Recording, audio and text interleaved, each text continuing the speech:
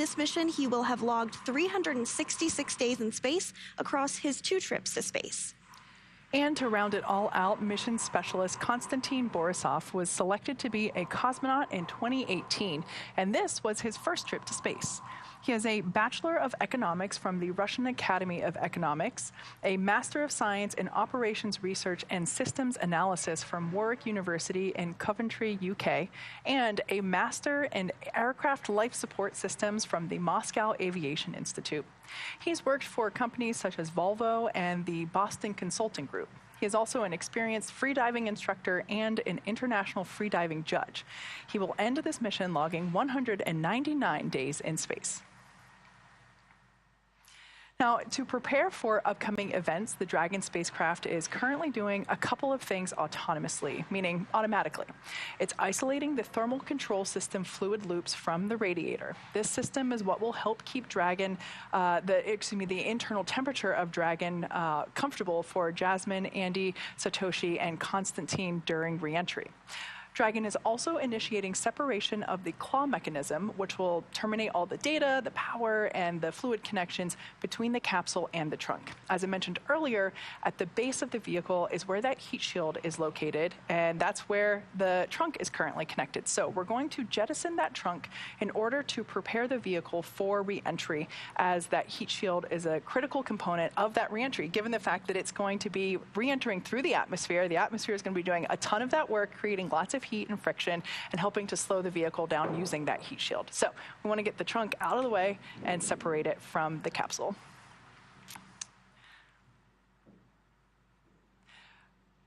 We'll be sure to bring you live views of the vehicle whenever we have them. Unfortunately, due to ground station coverage, we don't always have those beautiful views of the capsule or of the crew inside the capsule, but as soon as we have them, we will be sure to bring them to you. On your screen now is a live view of SpaceX Mission Control here, actually just over to the side of us, and that is where Dragon operators are stationed on console, monitoring and observing the crew and the vehicle to ensure that everything is going as planned. As I said, Dragon is doing several things autonomously, and these operators are monitoring those systems and those checkouts. So let's talk a little bit about the flight history of Dragon. So the development of Dragon for Crew started with the Dragon cargo spacecraft. Dragon was designed from the beginning for flying humans to space, so much so that even the first Dragon, like the one just behind us, had a window. Before we could fly humans, our teams implemented a number of design upgrades to make sure both Dragon and Falcon 9 were suitable for flying people, and then put both vehicles through thousands of tests to prove their safety. Dragon is capable of carrying up to 7 passengers to and from Earth orbit and beyond. It is the only spacecraft currently flying that is capable of returning significant amounts of cargo to Earth, and is the first private spacecraft to take humans to the space station. Dragon is fully autonomous, which means that it can basically fly itself. But it also features full manual override capabilities just in case of an emergency. So taking a closer look at it, there you can see an animation. It stands at almost 27 feet tall from the bottom of the trunk to the top of the nose cone, and it's composed of 2 main elements: the capsule, which is designed to hold crew and pressurized cargo, which is the top half, and then the trunk, which is the unpressurized section there at the bottom half. The nose cone at the very top of the capsule protects the docking system and also the guidance navigation control system. The nose cone opens for docking and remains attached to Dragon, unlike the previous version of Dragon, and that helps towards our reusability efforts. So right now, that nose cone is actually open, as we have not yet closed it in preparation for the for capsule reentry. Dragon has a final burn to perform, which will be the reentry burn, where we'll utilize, as Sandra mentioned earlier, the 4 forward bulkhead thrusters located at the top, and we can't use those if the nose cone is closed. So it's still open, and we'll close that after that burn is complete. Now, opposite of the nose cone is the trunk. It provides attachment points for Falcon 9, the Dragon capsule, and cargo. One half of the trunk is covered in, in solar arrays, and that helps to generate power while Dragon is on station. The other half of the trunk contains a radiator that rejects heat from the active thermal control system to space using SpaceX's new Pika tiling technology. The trunk also now has new aerodynamic fins, which help provide stability in the event of an emergency abort. Now, in the event of an abort, Dragon is outfitted with 8 Super Draco thrusters. And like the name implies, they are very similar to the nominal Draco thrusters that Dragon uses for nominal operations, but the Super Dracos are extra powerful, and they will power the astronauts to safety.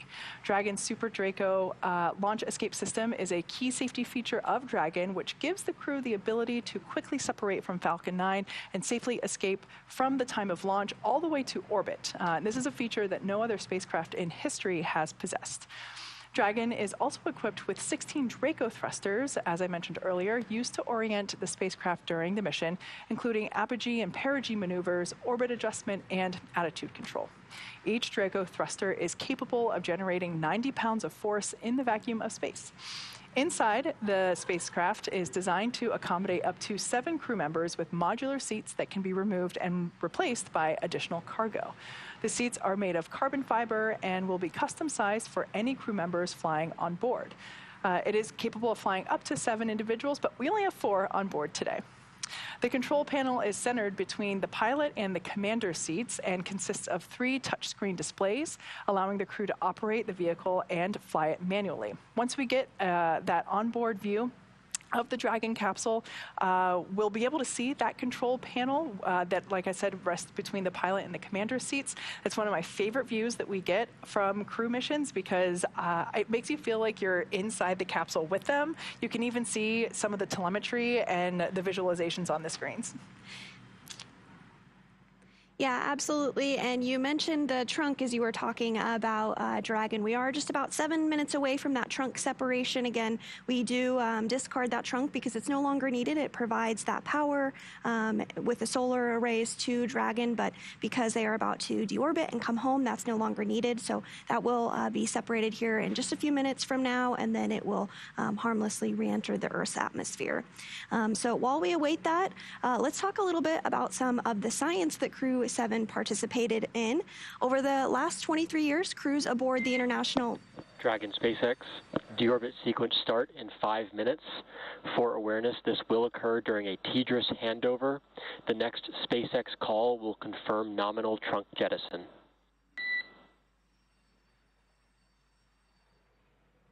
Dragon Cappy started deorbit sequence in 5 minutes, and we'll catch you after 10 seconds.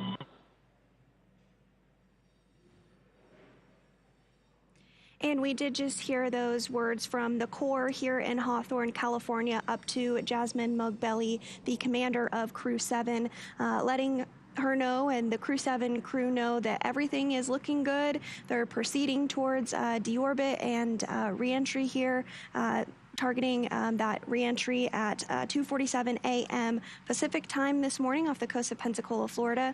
And they did mention TDRS. That's that tracking and data relay system. And as Kate was mentioning, we don't always have views of the crew on board Dragon or the International Space Station,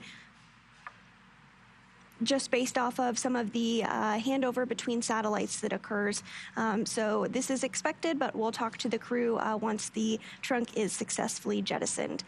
So continuing on to talk a little bit about some of the science on board Crew-7 that they helped to conduct. Over the last 23 years, crews aboard the International Space Station have completed thousands of scientific and educational experiments, and Crew-7 added to that growing number during their 6-month mission to the space station. One of those particular studies is called CIPHER, or the Complement of Integrated Protocols for Human Exploration Research. For longer journeys to the Moon and Mars, scientists are examining how extended time in space affects the human body. Astronauts on missions of various lengths can participate in an integrated set of studies that monitors their health before, during, and after missions. Results could play a pivotal role in ensuring the safety, health, and success of astronauts on deep space exploration missions. Cypher began with Crew-7 and is continuing with Crew-8, which launched and arrived to the space station just last week. They also contributed to Sleep in Orbit, an investigation from ESA, or the European Space Agency. This study examines the physiological differences between sleep on Earth and in space. The stages of sleep are related to brain states and can be accessed based on the brain's electrical signals. Sleep in Orbit uses an earbud EEG device that measures the brain activity of astronauts during sleep. The device was developed in Denmark to easily wear without the helmet-like network of wires used for standard EEGs, making it less likely to interfere with sleep. Results could help guide development of measures to prevent or even mitigate poor sleep and its adverse effects, enhancing safety and improving work quality during missions. Additionally, controlling microbial growth in recycled wastewater is necessary to provide water that is safe for drinking and for personal hygiene, and to protect the integrity of life support systems for human habitation in space. Bacterial adhesion and corrosion studied how spaceflight affects the formation of biofilms, which are communities of multiple species of bacteria that adhere to surfaces.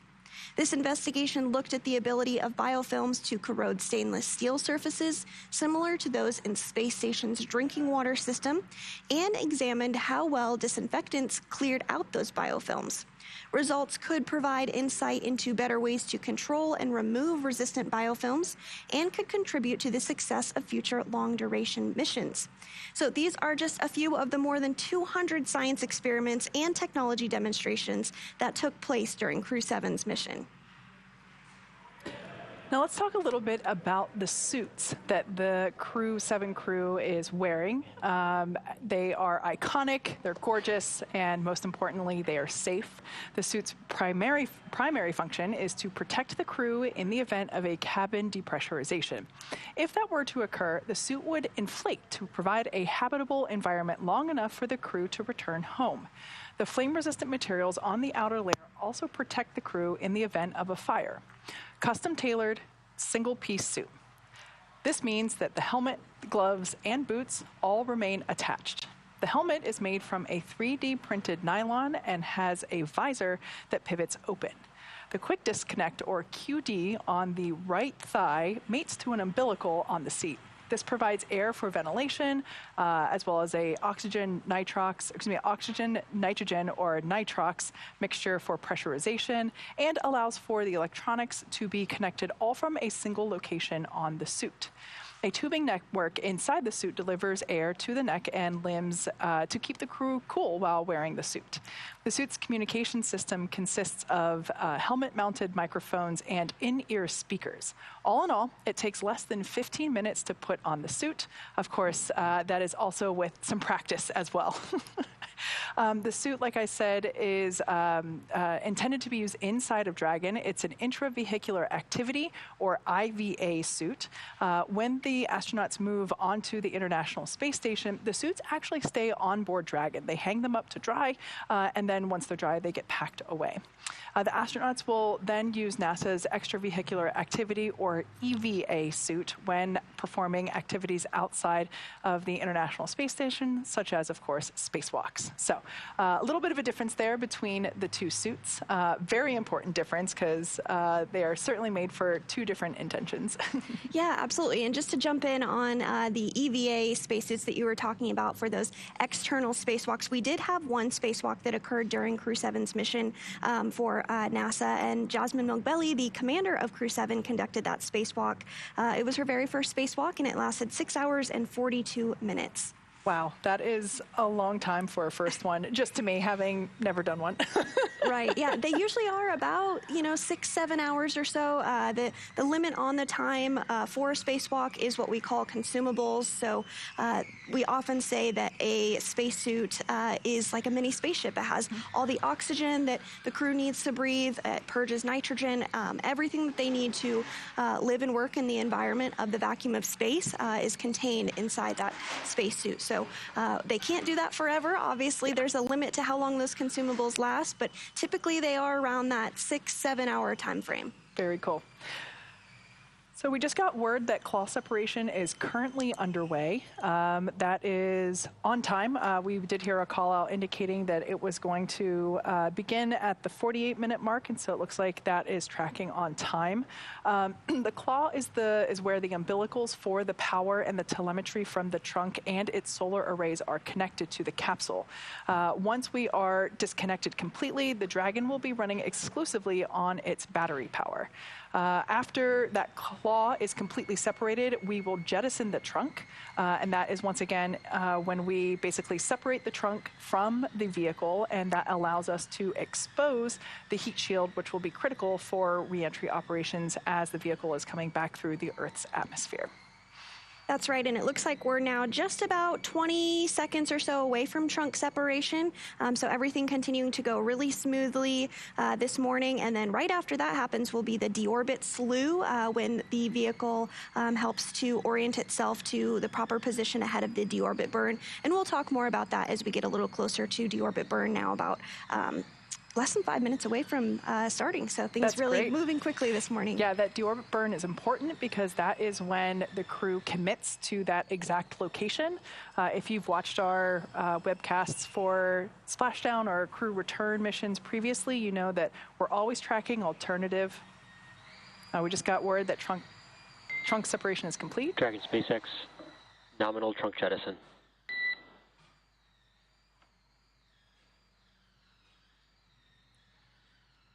All right, good news there. Thought we might hear something back from the crew, but as mentioned before, there is a TDRS handover, meaning we're switching from one satellite to another of the tracking and data relay satellite system. So we might not hear anything back from the crew right now, but we got good news from SpaceX core Arthur Barialt that the trunk has separated, so the heat shield is exposed, and that trunk will naturally disintegrate as it also re-enters the Earth's atmosphere. And the trunk served its purpose by gathering energy from the sun through its solar cells and converting that to battery power. So since we separated the trunk, we can't generate any more new power, but we don't need to since we're coming home and Dragon has enough battery power already stored on board. Yeah. Like we said, once we have views of the crew inside the capsule, we hope to bring them to you due to ground station coverage.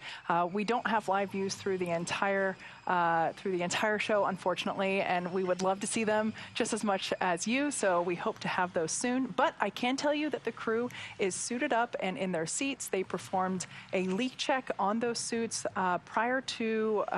before we started the broadcast, and everything looked good with those, and so they're basically in their seats, buckled in with the safety harness, and everything. Actually, look at that. Ask and you shall receive. There we have our first views of the morning inside Dragon Endurance with our Crew-7 crew. And as you mentioned, Kate, they are suited up for this phase of flight. They do wear those spacesuits during some of the more dynamic phases of flight, for example, during launch and as they reach orbit, as well as docking, undocking, and deorbit and splashdown. And so we are seeing a view here in the center of your screen. That's Commander Jasmine Mogbelli of NASA. This is her first space flight. And we are just about 2 minutes and 20 seconds away from that deorbit burn beginning. Yeah, we did see that the crew did have their visors in the open position. That is allowed for now. We will hear from SpaceX core instruction to the crew to close their visors and put them in the lock position. I can't quite remember off the top of my head if that comes prior to deorbit burn or prior to the reentry phase, but we'll find out soon enough. And that deorbit burn, again, will place Dragon on a precise trajectory to return to the splashdown zone, which is targeted for off the coast of Pensacola, Florida, rather. And the deorbit burn is quite a long burn. It lasts about 14 minutes once it begins. So at this point, we're now about 1 minute and 30 seconds away from that deorbit burn beginning. Again, we're getting another view inside of Dragon here. On your left is Roscosmos cosmonaut Konstantin Borisov. And then to his right is ESA, or European Space Agency astronaut Andy Mogensen, NASA astronaut Jasmine Mogbelli, and Japan Aerospace Exploration Agency astronaut Satoshi Furukawa on the far right. So now we're getting another view of Konstantin Borisov here. And like we've said a couple times, they are suited up for this phase of the flight and will remain in their spacesuits all the way through the deorbit burn, through splashdown, and as they get onto the recovery vessel, as well as they are egressed or exit Dragon. Now, when the crew egresses from the capsule, we will utilize the side hatch, which is actually in view right here. It was that the rectangle that had the black outline just at the feet of the crew. That is the side hatch. That has been closed since when they ingressed to the capsule on launch day.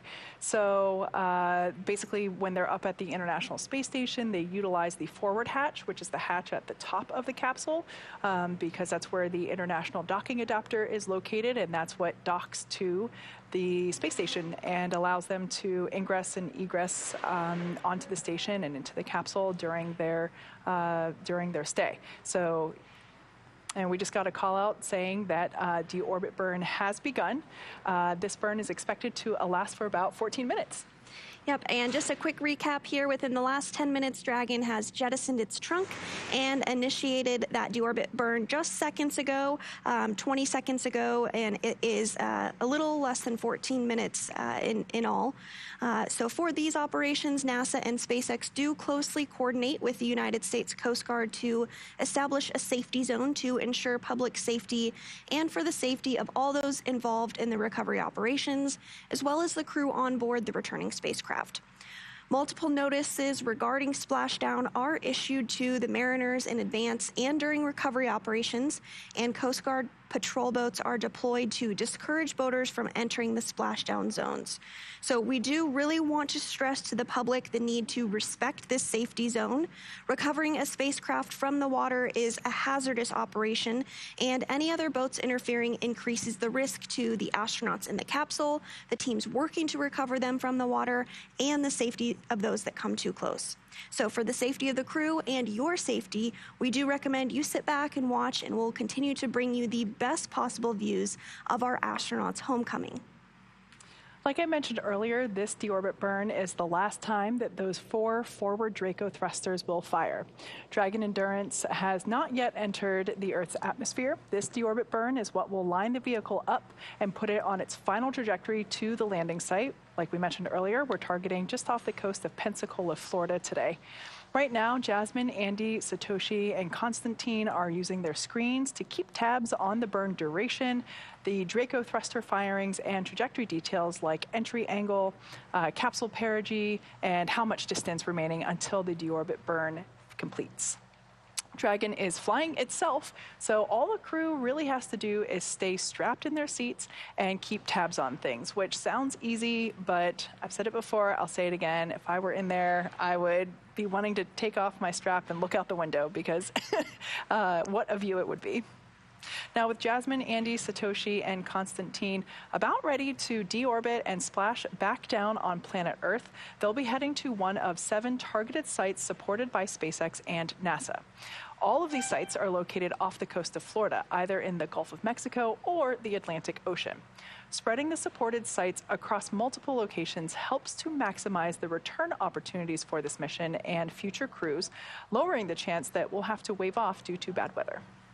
And again, NASA and SpaceX jointly selected primary splashdown location for Crew-7 off the coast of Pensacola, Florida.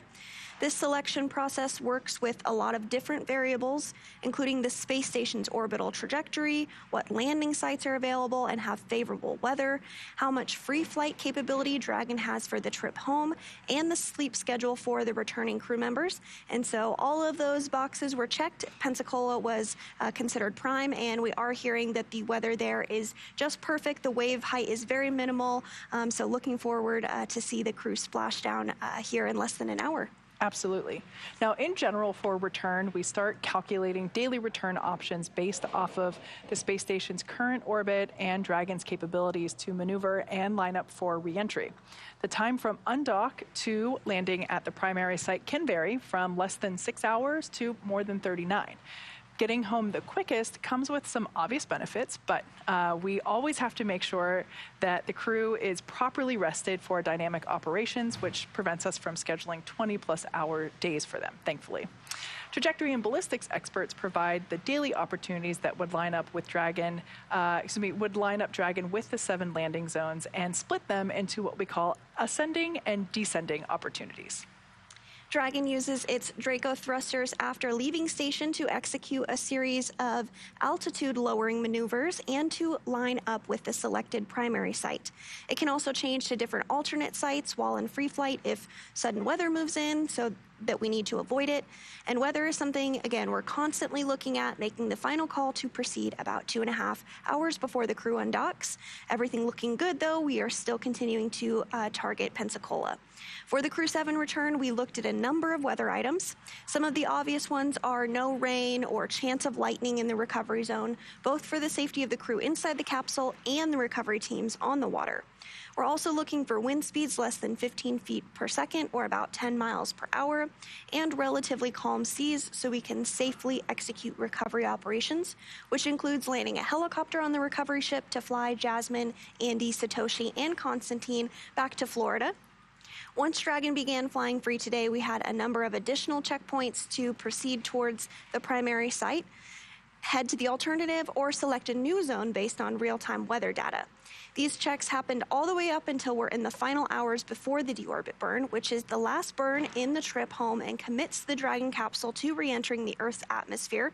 And again, that deorbit burn is currently underway. We're 5 minutes and 35 seconds into it, with just about 8 minutes remaining. Now, we are waiting to hear the call out for nominal burn to confirm completion of the deorbit burn for Dragon Endurance. As we mentioned earlier, when we have views of the capsule, we will bring them to you, but due to ground station coverage, unfortunately, we don't have them for the entire show.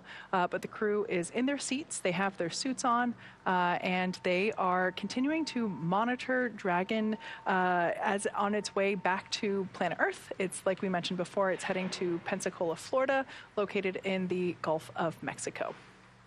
On your screen now is a live view of Mission Control Hawthorne, where Dragon operators are standing by, monitoring Dragon's progress and reviewing activity and informing the crew of any changes necessary. And so while we await that deorbit burn to wrap up, we will talk a little bit more about an upcoming cargo flight to the International Space Station.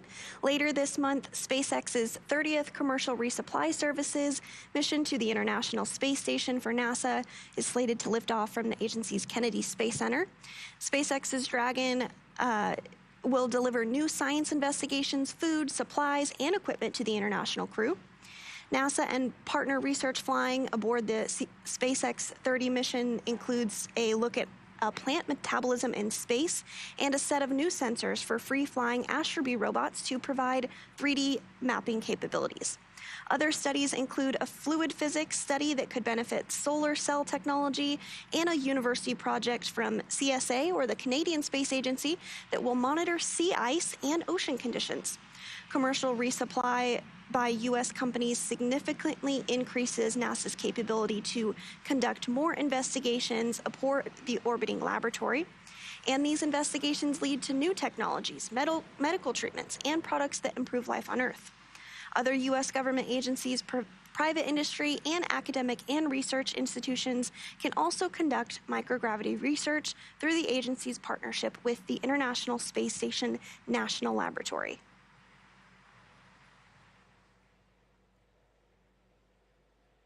All right, let's talk a bit more with the about ongoing astronaut graduation, NASA welcomed its newest class of the next generation Artemis astronauts in a ceremony at the agency's Johnson Space Center in Houston just last week on March 5th. Selected for training in 2021, the astronaut graduates were chosen from a pool of more than 12,000 applicants. Wow, just incredible.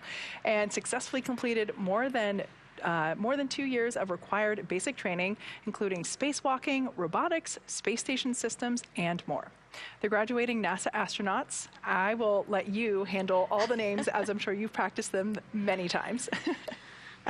So the graduating NASA astronauts are Nicole Ayers of Colorado Springs, Colorado, Marcus Barrios of Guanabala, Puerto Rico, Chris Birch of Gilbert, Arizona, Denise Bunham of Wasilla, Alaska, Luke Delaney of DeBary, Florida, Andre Douglas of Chesapeake, Florida, Jack Hathaway of South Windsor, Connecticut, Anil Menon of Minneapolis, Chris Williams of Potomac, Maryland, and Jessica Whitner of Clovis, California.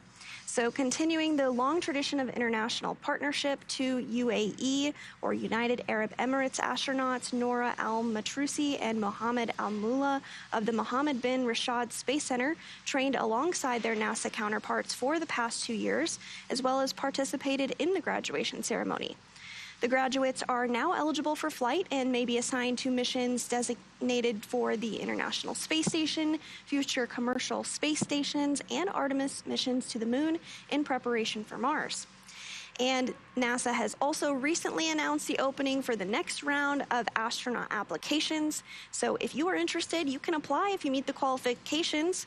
To be considered for an astronaut position, applicants must be a U.S. citizen, have a master's degree in a STEM or science, technology, engineering, or math field, and have a minimum of 3 years of related professional experience, and be able to have that successful experience to complete the long-duration flight astronaut physical. The master's degree requirement can also be met by 2 years of work toward a doctoral program, a completed medical degree, or even completion of a nationally recognized test pilot school program. Astronaut candidates must also have skills in leadership, teamwork, and communications. Artemis generation astronauts will explore and conduct experiments where humans have never been, the lunar South Pole. With NASA's plans for the future of exploration, new astronauts will fly further into space than ever before on lunar missions and may be the first humans to fly onto Mars. Astronaut applications are currently open now through April 2nd, so for more information, visit nasa.gov/astronauts if you're interested in applying. I always love looking at the resumes of astronaut selection because it's just such a diverse group of people that have such incredible experiences from all parts of the world and beyond. There are people that you just look at each cadre, and it's just an incredible group of people. Special shout out to Anil, former SpaceXer, and we're so happy to see him among the group. Yeah, absolutely. It is always exciting to welcome in a new class and, of course, do the recruitment. I'm really looking forward to seeing who is selected for this next round. So again, if you're just joining us, we are awaiting the return of Crew-7 after their 6-month mission to the International Space Station, where they conducted science, research, and investigations, as well as participated in technology demonstrations. We are currently awaiting the Deorbit burn to end. That is a longer burn, but it now has about a minute and 30 seconds remaining in that deorbit burn, and that's really going to help us get in the prime position to start to dip into the Earth's atmosphere ahead of splashdown. Yeah, that deorbit burn, as we mentioned earlier, is what really commits the crew into their final landing site. As we mentioned before, we always have a primary and a backup location, and so if for some reason the weather would have turned unfavorable or the landing area wasn't clear, we would have been able to pivot to a different landing zone. But this deorbit burn is what really commits the crew into that final selection. So we are targeting the primary splashdown site just off the coast of Pensacola, Florida, in the Gulf Coast, off the Gulf Coast of Florida. And we're looking forward to having them back. The crew is in their suits. They are in their seats, and as you mentioned, they've been up there for about 6 months, and I'm sure they're really excited to come home. Yeah, absolutely. So standing by for confirmation that that deorbit burn has ended. We expect that in about 30 seconds or so. We were talking a bit about the TDRS, or Tracking Data Relay System handover, basically just a brief time period where we may not have communications with the crew due to those satellite handovers, but we do expect to hear confirmation that that burn was nominal. Dragon SpaceX, deorbit burn complete, performance nominal, nose cone closure initiated. And right on time. Great to Copy. great to hear that that deorbit burn was successful. Up next, we're going to close the nose cone, which, as I mentioned earlier, is still open as we were using those 4 forward bulkhead Draco thrusters in order to perform that deorbit burn. So now that that deorbit burn is complete, and as we heard, it performed nominal, which basically means normal, which is good news. And in the background, Dragon is going to work to currently inhibit those forward bulkhead Draco thrusters that we just used to complete the deorbit burn, ensuring it's safe to latch the nose cone shut for re-entry. And that nose cone will remain shut all the way through splashdown after this point. Also, the vehicle has initiated the nitrox suit purge. This helps to keep Jasmine, Andy, Satoshi, and Constantine cool and comfortable during re-entry. That re-entry is coming up in about 20 minutes or so. At this point, again, the nose cone is closing to help protect the forward hatch for re-entry. And the crew on board, Jasmine, Andy, Satoshi, and Constantine, will use their screens to monitor the locking of the nose cone, which is done by a set of hooks. So just a couple minutes out from that nose cone fully closing. It looks like we have about a minute and a half for that nose cone to close. As you mentioned, earlier, it's not just a simple shut. There are a couple sets of hooks that have to lock in. So we're expecting that to wrap up in about a minute and a half. Shortly thereafter, we'll hear a call out. We'll probably hear a debriefing from SpaceX Core to the crew to give them the latest update on final splashdown time, as well as the anticipated loss of signal, or LOS. This happens every crew return mission, where the plasma on the outside of the capsule builds up so much so that communications and commanding of the vehicle are not allowed. And so it basically means that we won't be able to call the crew, and the crew won't be able to call down to us. That typically lasts between 5 to 7 minutes or so. So we should get a pre-re-entry brief from the Core, and hopefully we'll get the final update on expected weather. We did hear earlier that the anticipated wind speed was 4.2 knots, and that the wave height was less than 1 foot. So all in all, it should be, fingers crossed, a pretty stable recovery in terms of the crew won't be bobbing up and down too much with high waves. Yeah, I couldn't ask for any better weather. So again, we're standing by for that nose cone to successfully close. That has remained open since the crew launched all the way back in August. The nose cone is opened shortly after launch, and the reason it needs to open is because that nose cone actually exposes all of the docking mechanisms, the umbilicals, and how the Dragon attaches to the International Space Station, and then it ultimately becomes the hatch that the crew utilizes to float on board the International Space Station. So that has been open for the past 6 months, and right now we're working on that nose cone to be closed. We do expect that call out just moments from now that the nose cone was successfully closed. So we're going to stand by. Actually, we are now hearing that the nose cone has closed. So we will hopefully hear something from the Core to confirm that, but we are seeing here that the nose cone has closed. Now, as we begin the second half of entry, Dragon is now beginning to inject cooled nitrox, or nitrogen-oxygen mixture, into the suits that are worn by Jasmine, Andy, Satoshi, and Constantine. They receive this air. It's also important because they will be told to close the visors on their helmets, which means that they need air. So we're going to flow some of that nitrox air, which is the same air that you breathe when you go scuba diving. So it's cooled, it helps keep them comfortable, and also provides breathing air during the re-entry phase. Now, the heat shield, we talked about that before, and it's a critical component of the capsule because the external temperatures will reach about 3,500 degrees. Which means that the heat shield will protect the capsule as well as the rest of the thermal protection system during that re-entry phase. But that heat shield will basically be pointing forward. It will be receiving the atmosphere, and this is a good thing. The atmosphere will actually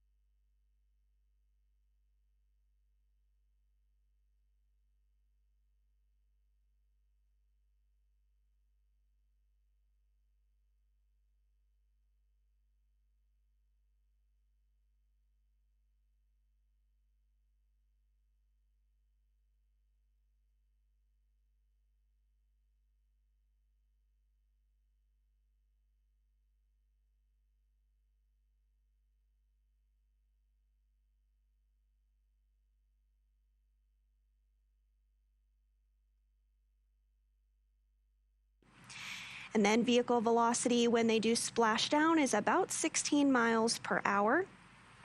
And that, of course, is at 0 feet. So those drogue parachutes, we mentioned before that the atmosphere does quite a bit of work in order to slow the vehicle down as it is re-entering the atmosphere. The drogue parachutes also do a tremendous amount of work. I want to give a special shout out to our Bloomfield, Connecticut site that manufactures our drogue parachutes, SpaceX parachutes. And I've seen the drogues in person, and it is incredible how small they are. Let me rephrase that. They look small on camera, but they're actually much bigger than I thought they were, and it's just incredible how mighty they are, even though they're not nearly as big as the main parachutes are. Like Sandra mentioned, they basically bring the capsule down from 350 miles per hour to about 119 miles per hour. So those drogue parachutes are important not just for stabilizing the capsule, but also helping to decelerate it even further. Now, after Dragon Endurance has re-entered the Earth's atmosphere, we were just talking about those parachutes. Those drogue parachutes, those will be followed by the 4 main parachutes to guide Dragon to its first contact with Earth since launching in August of last year. Dragon will automatically deploy these parachutes when different pressure and positioning sensors on the capsule detect that they are at the right speed and altitude. So we have a lot coming up in basically the next 10-15 minutes. Yeah, we're targeting splashdown about 25 minutes from now. That entry interface beginning in 10 minutes, about 11, I would say, actually, and then blackout about 12 minutes and 50 seconds from now. So it's going to start to really ramp up. But again, everything is moving along smoothly. We did have the trunk that separated successfully. The nose cone has been closed. We had the deorbit burn that was successful as well. So now we're just waiting for Dragon to dip down a little further into the atmosphere, that orbit to be lowered so that they can begin that entry interface portion of today's flight. Exactly, and that is expected. The crew knows, excuse me, the point of time in which that will occur, and typically we start to hear the crew hail back at us. Typically a little bit earlier than the predicted loss of signal period is. So all of this coming up in the very near term. As we mentioned earlier, things go kind of quickly. It seems like they were just undocking moments ago, and here they are already on their way back to planet Earth. Once again, we are anticipating a splashdown time of 2:48 a.m. Pacific time here, or 5:48 a.m. Eastern time. The wind speed is about 4 knots, so pretty mild, and the wave height is less than 1 foot. So all in all, really good. As for night recovery versus day recovery, this capsule in particular, Dragon Endurance, has only done night recoveries. So we've actually done nighttime splashdowns for Crew-1, Crew-2, Crew-3, Crew-5, and Crew-6, and soon Crew-7.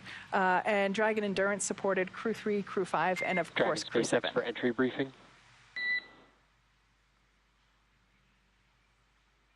Dragon's with you for entry briefing. All right.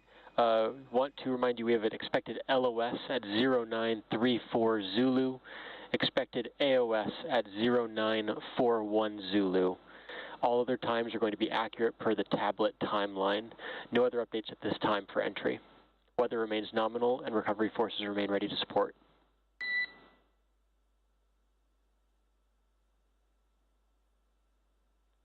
Dragon copies, expected LS from 0934 to 0941, and copy on the weather and recovery forces. Good readback, Jaws.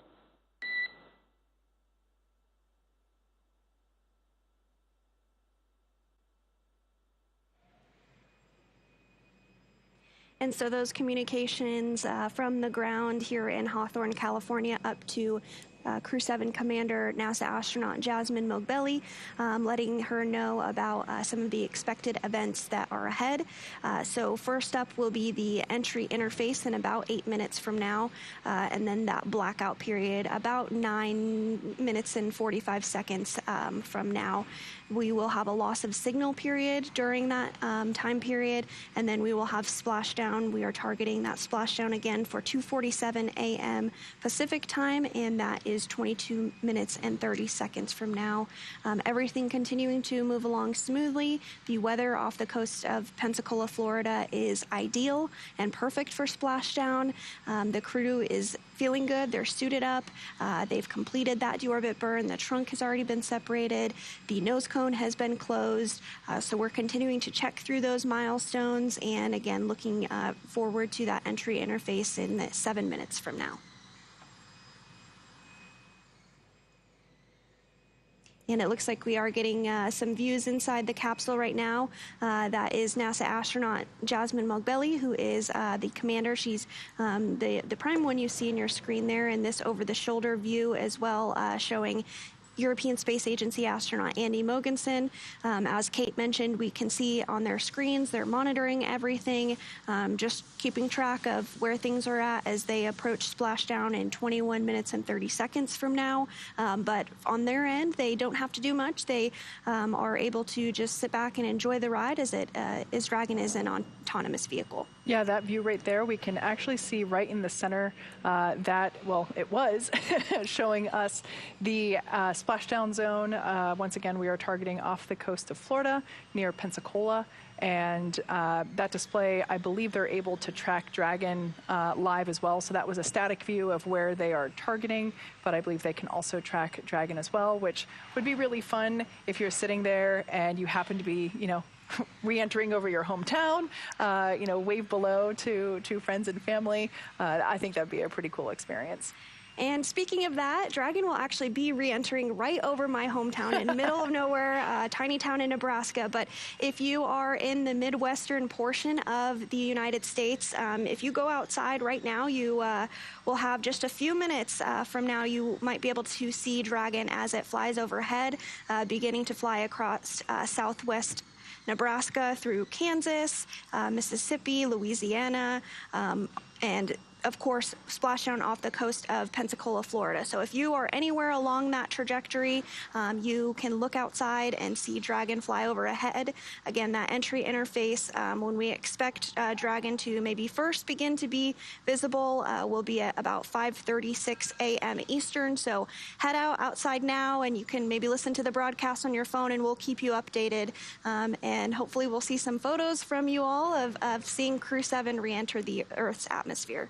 I personally haven't seen a Dragon re-entry yet, but I have been told by friends and colleagues that have seen one that it's pretty spectacular and that it's remarkably bright, which I mean makes sense. It is going from 17,000 miles per hour down to about 350. So yeah, there will be a bright streak across the sky, and it will look. If you've seen a rocket launch, it will look different than that. So, like you said, if you're in that area, head on out, and yeah, you might be able to see it. It's a different meaning for flyover state. Yes, absolutely, and especially with evening splashdown, the views should be pretty spectacular here. So it looks like we are now about 4 minutes away from entry interface and about 6 minutes away from that blackout period beginning. Yeah, you make a great point about views during nighttime splashdown/recovery operations. It's easy to assume that a nighttime operation is not as visible, but we have multiple vessels out there, primarily the recovery vessel Megan, with bright floodlights. So we can see there the crew is now putting their visors down in preparation for entry interface and ultimately splashdown. This is also one of the final moments that we can see zero-G. Dragon tablets are secure, restraints are tightened, and visors are down, all 4 crew. SpaceX copies all for crew entry preparation. We are 5 minutes to expected blackout. We'll see you on the other side at 0941. Okay, copy. SpaceX. We'll see you on the other side.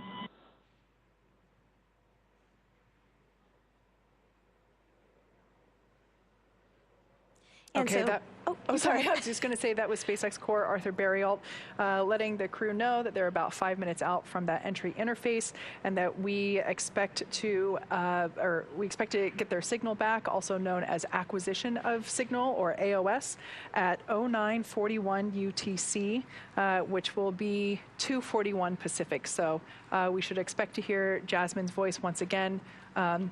In about in 11 minutes from now. Math is really hard at this time of night, morning, whatever it is. Yep, absolutely. And we were just getting a view there of some of the stickers on board Dragon. Those indicate the other missions and the other crew that have flown aboard Dragon. So it's interesting to see more and more stickers fill up these Dragons as we fly more frequently.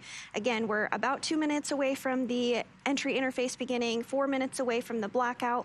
We will not have views of the crew or communications with them during that blackout period. But as the Corps mentioned to the crew just moments ago, we'll see them on the other side once they've re-entered the Earth's atmosphere and ahead of those drogue deploys and then the main. So again, if you are in any of those states that we mentioned, Nebraska, Kansas, Louisiana, Mississippi, Arkansas, head outside right now and you might be able to see Dragon streaking through the sky in just about 5 minutes from now. Pretty spectacular if you're up. It's something you don't want to miss. Now, you mentioned the stickers. Those were placed there by previous missions flown on this Dragon, which was Crew-3 and Crew-5. So that's a fun astronaut tradition that we have when they get to fly in Dragon. Another tradition is naming of the capsule. So since the beginning of the U.S. space program, astronauts have had the opportunity to name their spacecraft, starting with Alan Shepard naming his spacecraft Freedom-7 during the Mercury program. In keeping with this tradition, each of the NASA Dragon spacecraft astronaut crews have had the opportunity to select a name for their Dragon if it was the first mission for that Dragon. So Endurance was first flown on NASA's Crew-3 mission, which is the capsule today. NASA astronaut Rajachari announced the name Endurance ahead of the Crew-3 mission, which he served as commander. It has since flown on the Crew-5 mission and, of course, now the Crew-7 mission, totaling 3 flights for this spacecraft. A nice little timeline there for the different capsules that we have. We also have Dragon Endeavour, which was the first crew capsule that we launched with crew. Of course, that was with NASA astronauts Bob and Doug, our beloved space dads, flying in the Demonstration Mission 2 mission. That was in, gosh, I believe it was in March or May of 2020. It seems like it was just yesterday in many ways. And then we also have Dragon Resilience, which supported multiple missions, and Dragon Endurance that we have today, as well as Dragon Freedom. So all in all, 4 current capsules that are active in the fleet. And like you said, every time a crew flies in one, they get to put a mission patch on the inside of the capsule. And they also get to sign the white room of the launch tower right before they ingress into the capsule for their launch day. So we like our traditions. Yes, lots of traditions all around. We are about 30 seconds away from the crew beginning to first dip into the Earth's atmosphere, and we'll really be looking to the heat shield to do a lot of that work. And again, because of that plasma buildup that's going to occur, we are going to have a communications blackout with the crew during this time period, expecting that blackout to begin about a minute from now. Yeah, that anticipated loss of signal, or that blackout period, will be about 6 minutes long, 6.5 minutes, and about a minute away, as you just said. So this happens every crew mission as the capsule is re-entering through the Earth's atmosphere, as that plasma builds up around the side of the capsule during that re-entry period, as it's coming back through the atmosphere. Right in space, there is no atmosphere, but when it's re-entering, it's starting to come back through the atmosphere, which ultimately builds up friction, and that translates into energy, such as plasma forming on the exterior of the capsule. But the crew stays quite comfortable inside the capsule. They have cooled nitrox, or nitrogen-oxygen mixture, flowing through their suits, and that helps keep them cool, as well as the thermal systems within Dragon. It also helps to make sure that they stay pretty comfortable, even though the external temperatures can reach 3,500 degrees. So at this point in time, like we said, we are entering that communications blackout period right now, actually. And this lasts about 6.5 minutes due to the plasma formation around the spacecraft, as I said. Now, during this time, no vehicle telemetry is received by Mission Control or the recovery team, and no external commanding of the vehicle or voice communication is possible. But as a reminder, Dragon is designed to fly itself.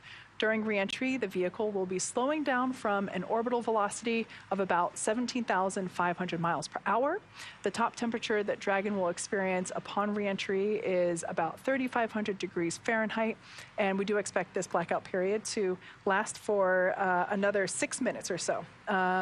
We are expecting to hear back from Jasmine at 0941 UTC or 2:41 a.m. Pacific time, and sometimes we actually acquire that signal earlier than anticipated, so we might actually hear from her a bit sooner than that. And this is my one last plug, because it does not always re-enter over the United States. If you are in those states we've mentioned several times, go now. This is literally, you have like 30 seconds, so sprint outside and go and see it. We are very much so looking forward to seeing the crew splashdown and seeing them re-enter from our side, but it's not going to be the same view, certainly, as what you all will have. So I hope some of you are out there looking up and enjoying the view for us. Absolutely. Now, we do hope to bring you views from a thermal tracking cam that we hope to have once the capsule is visible. I believe the WB-57 might be on the prowl tonight, and hopefully we will also be able to bring views. We have cameras located on our recovery vessel, Megan, which is in place awaiting splashdown. It's about a mile or so away from the splashdown site, and so we'll also have cameras there. So as soon as we have something to bring you, we certainly will. Once again, the capsule is going from orbital velocity about 17,000 miles per hour down to a speed of about 350 miles per hour. At that point in time, the drogue parachutes will deploy. Those are the smaller parachutes that help to stabilize the capsule and help decelerate it even further, down to about 119 miles per hour. At that point in time, and that's roughly at about 6,500 feet above the ocean surface, the main parachutes will deploy. And once again, we will hopefully bring you views once we have those. And then, of course, once those main parachutes deploy, it's just a few seconds. Excuse me, it's actually more than a few seconds, because it's several thousand feet off the ocean floor. Ocean surface, excuse me. But ultimately, those main parachutes will help to decelerate the capsule down to about 15, 16 miles per hour when it ultimately splashes down. And we are expecting that splashdown time to occur at 5:47 a.m. Eastern Time, 2:47 a.m. Pacific Time. Yep, now less than 10 minutes, and then once splashdown occurs, we'll continue to walk you through all of the recovery operations and step through those together and explain what you're seeing on your screen. But it really is a testament to all the hard work and the folks that are pulled together to do these recovery operations. As you said, the boat was staged earlier this evening, and everything is set up and ready for Crew-7 to splash down 9 minutes and 30 seconds from now. We expect that acquisition of signal, that blackout period, to end in about 4 minutes or less from now. Again, as you mentioned, we might begin to hear the Corps start to call out to the crew to see if they've regained communications with them yet. Sometimes it happens a little earlier than we expect, sometimes a little bit later. All of that is normal. It just is dependent upon when we regain communications with the crew. So again, we're expecting that acquisition of signal in about 3 minutes and 30 seconds, and it looks like we are getting our very first view of Dragon there on your screen. green.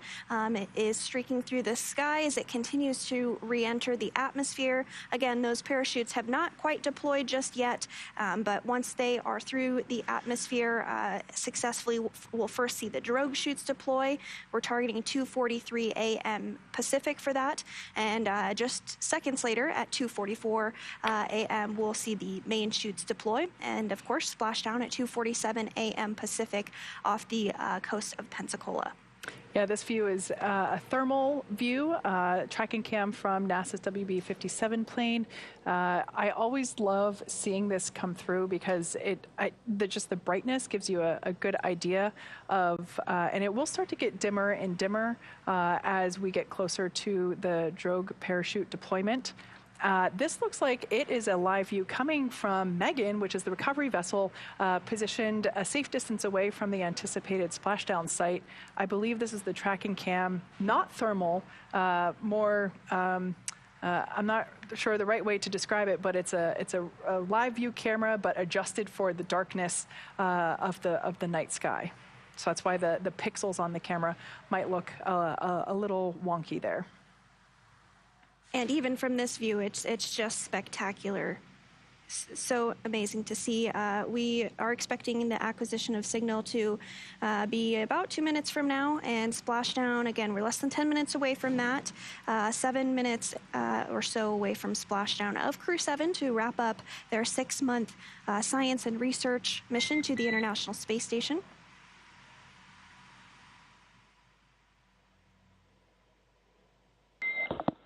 Dragon SpaceX, comm check. SpaceX Dragon, we have you loud and clear. All right, so that was the voice. We have you the same. Expect automated chute deployment. That was the voice of Commander Jasmine Mugbelly. Automated chute deployment. Great to hear her voice on the other side of the comms blackout. And a great view here, that thermal cam showing us live reentry of the Crew-7 team on board Dragon Endurance. And the Corps also did let Jasmine Mugbelly and the Crew-7 crew know that they expect a nominal or normal drogue chute deploy, expecting us to maybe begin to get some views of that here in about 1.5 minutes or 2 minutes from now. And then following that will be the main chutes that deploy. Continuing to get some really incredible views of Crew-7. Dragon SpaceX GPS has converged. Expect nominal altitude for drogue chute deploy.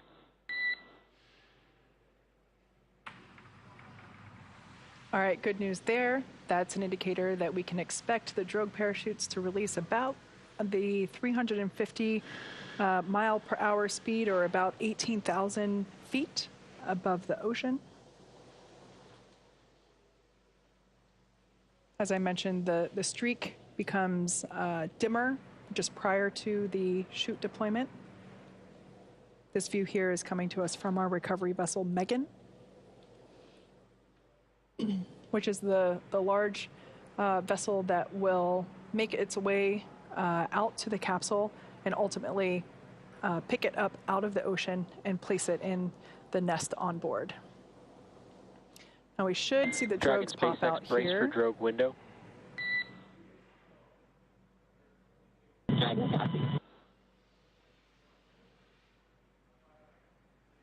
The thermal cam will provide us a much better view of the parachute deployment.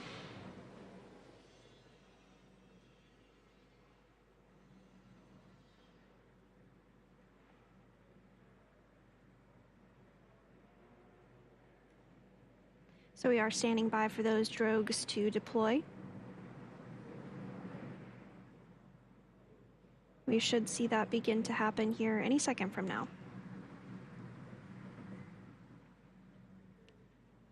Tracking to about 15 seconds until drogue deploy.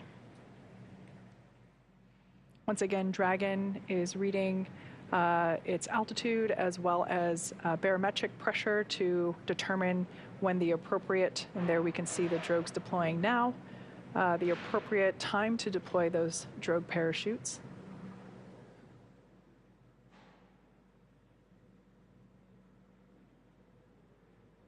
And so these drogue parachutes do help to stabilize and decelerate the vehicle ahead of the mains being deployed a short time after. Expecting mains at about 30. Descent rate nominal. All right, that's great news there, indicating that the rate of deceleration with the drogue chutes is as expected. The main parachutes will deploy next. That will occur around the 6,500 foot mark above the ocean surface. And at that point in time, the capsule will be traveling around 120 miles per hour, and we can see those main parachutes deploying now. Those drogue parachutes will land in the ocean, and hopefully we will be able to recover them, but they kind of sink quickly sometimes, so the recovery teams will go out and try to recover those drogue parachutes for reuse on future cargo missions. We can see here. Main chute descent rate nominal.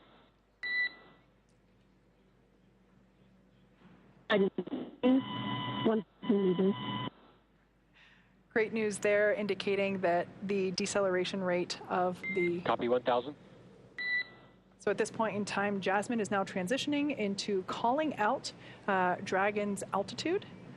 Beautiful thermal view there of the capsule and 4 healthy mains. It's hard to tell in this view because, again, it is thermal, but the parachutes are orange and white.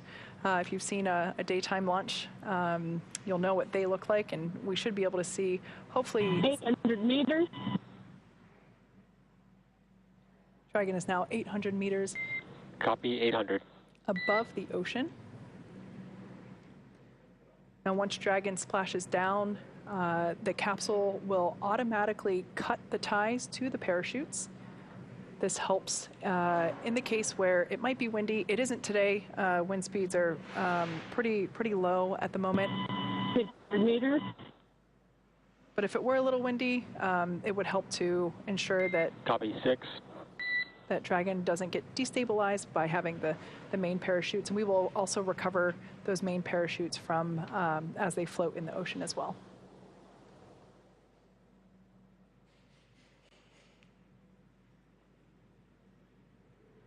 And standing by for that splashdown, now about a minute away from that or less. 400 meters. 400 meters is what Jasmine just called out. So the next call out we'll hear is for 200 meters, and then of course splashdown. So continuing to get great views of 4 healthy mains, as well as the Crew Dragon with 4 astronauts on board.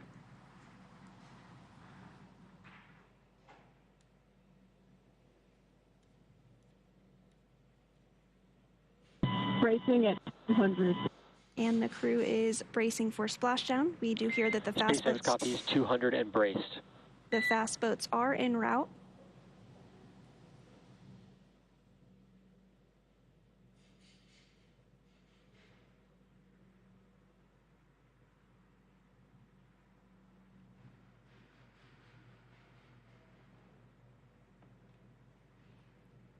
Standing by for splashdown.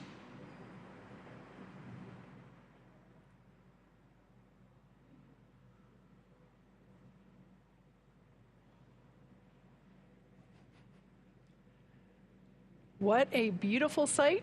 As you can see on your screen, we have Dragon splashdown. SpaceX copies, see the same. visual and audio confirmation for splashdown of Dragon Endurance. It has now returned home, and NASA astronaut Jasmine Mogbelli, along with ESA astronaut Andy Mogensen, JAXA astronaut Satoshi Furukawa, and Roscosmos cosmonaut Konstantin Borisov are back on Earth after an approximately 18.5-hour return journey from space. The SpaceX recovery ship and team has been waiting for Dragon splashdown, and they are now making their way to that splashdown site. Yeah, it's so exciting to see Crew-7 back on Earth after 199 days in space. They splashed down at 5:47 a.m. Eastern Time, and the teams have been ready and waiting about 3 nautical miles away in preparation for splashdown. So, Dragon SpaceX, on behalf of all of SpaceX, welcome home. We're with you in 4.800.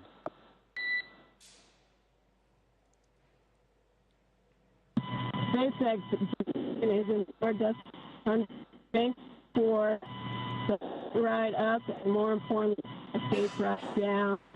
And thank you to NASA.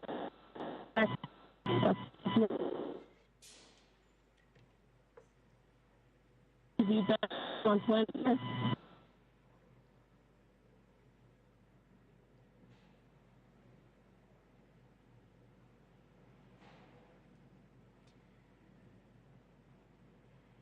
And we did hear some words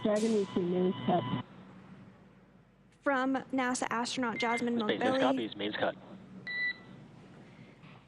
We didn't quite catch them all, but of course the sentiment was her thanks for the folks that have helped supported their mission and ensured that they got back home safely on Earth. You can see that the sea is really quite smooth. It doesn't look like it's too choppy at all. And we also did hear the confirmation that the drogue parachutes were successfully cut as expected. That is something that happens in the recovery process here. What we're looking at right now is a thermal image. And once we are able, excuse me, let me rephrase that. Once the recovery vessel is closer. I think it's stable 1. Copy, stable 1. So that was just Jasmine reporting on Dragon's position for splashdown.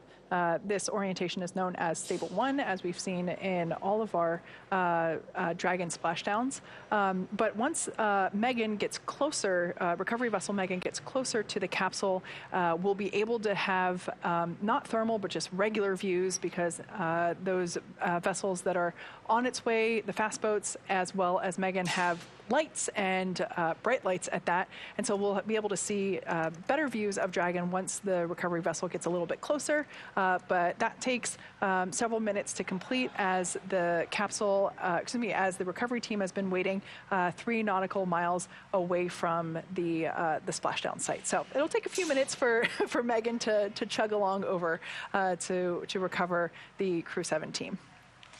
And we did see a lot of social media hits of folks in the Midwest as they watched Crew-7 re-enter the Earth's atmosphere. But we actually have someone on the phone who had a bird's eye view on the recovery vessel Megan. We have NASA's Rebecca Turkington, a NASA Public Affairs Officer at the Johnson Space Center, who was on the boat during the re-entry and splashdown. So again, she had a great first-hand view of the crew returning and splashing down. So Rebecca, how can you hear us? Dragon SpaceX. SpaceX is go for recovery personnel to approach. Expect personnel alongside in 1 minute. That's great to hear, Rebecca, and we are hearing some communications to the crew. Expect recovery personnel in 1 minute. That we do expect the recovery personnel to begin to approach. And at this time, we'll request permission to come on board via the display camera view only. So while we work through that... Hey, Sandra, how do you hear me?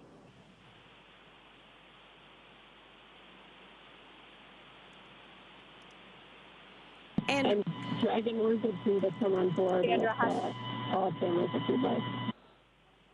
And Rebecca, we're going to come back to you in just a minute as we work through these dynamic operations for recovery. Stand by and we'll be back with you in just a minute.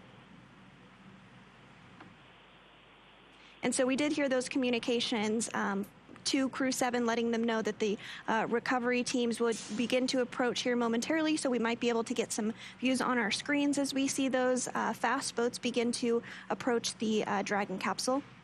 Exactly. So there's a couple fast boats that are dedicated to retrieving the parachutes out of the water, as well as a fast boat that will be dedicated to approaching the capsule and basically using personal protective equipment for the folks that are on the boat, because at this point in time, Dragon has just come back from space. It's possible that there are some residual hypergolic fumes around the Draco thrusters and around the nose cone. So the team is actually going to approach with a hypergol sniffer. SpaceX, just for awareness, we are on board with the display camera at this time.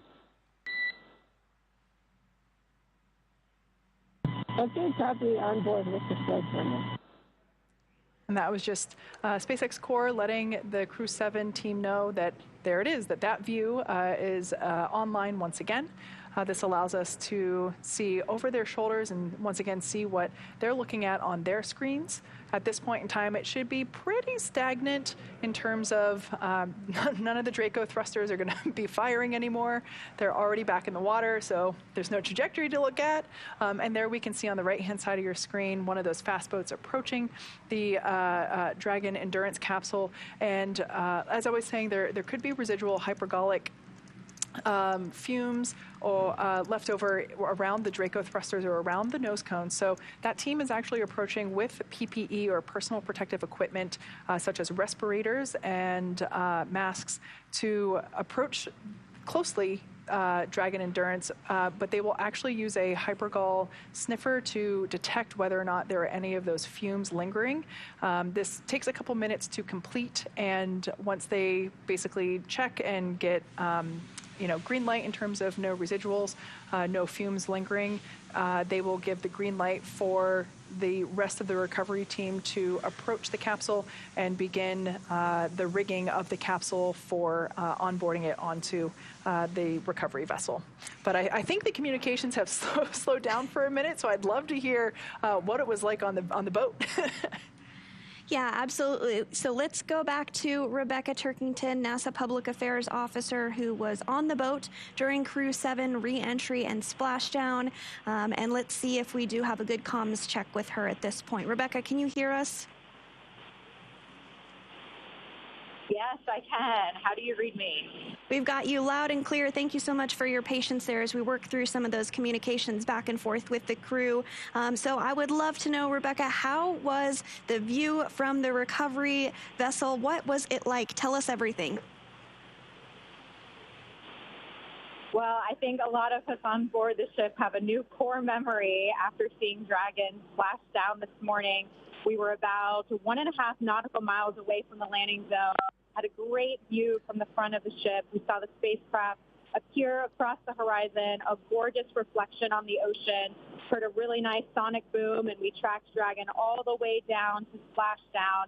And it's great to see Crew-7 back home, and wow, just what a way to start the morning.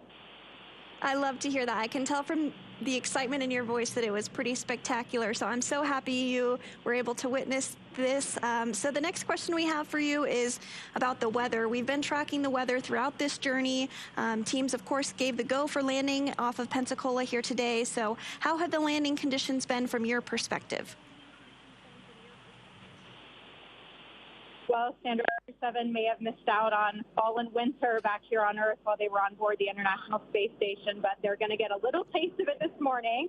It's in the low 40s out here, but winds are very light, coming in about 2 miles per hour, and we have just about 1 foot of wave height. You can really barely feel it on the ship right now. Wow. So conditions are about as ideal as they can be when it comes to those wind and waves, but it will definitely be a very refreshing first breath for the crew that they take back here on Earth.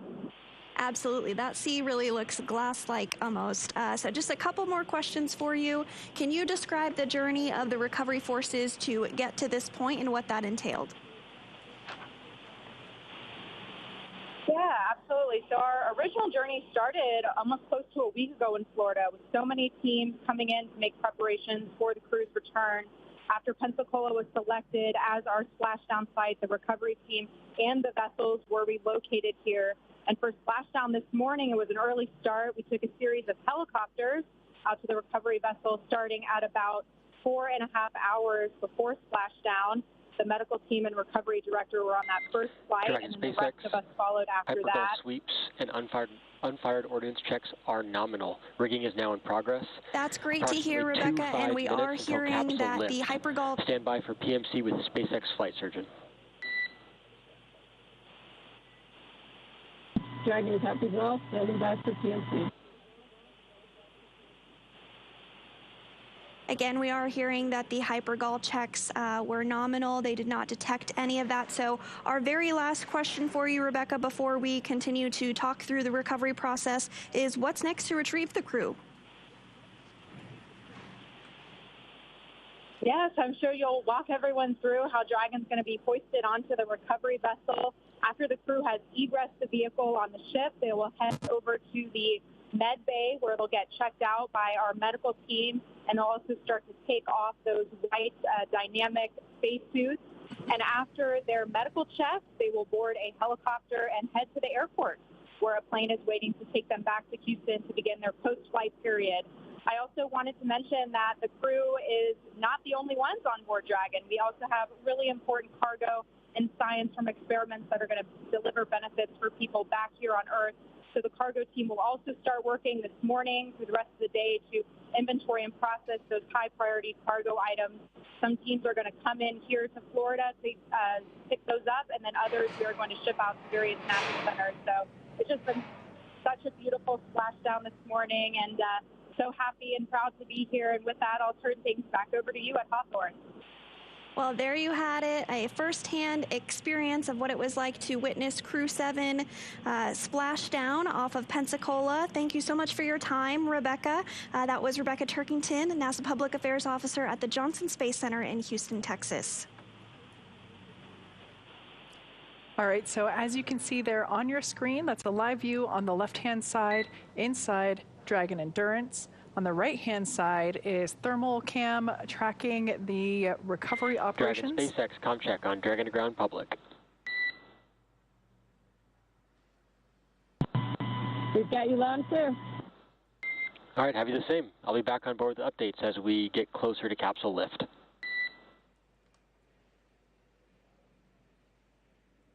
Okay, we copy. Thanks. So while the Crew-7 crew members were doing their private conference with the flight surgeon post-splashdown, just an initial check to make sure that everybody's feeling okay, doing good. We took those comms out, and so that was just a check to make sure that we got the comms back on the public feed. This is actually here our first live view of a normal camera of recovery operations. SpaceX, be advised, we're going to be transitioning the forward link. Comm will be unavailable for approximately 5 minutes.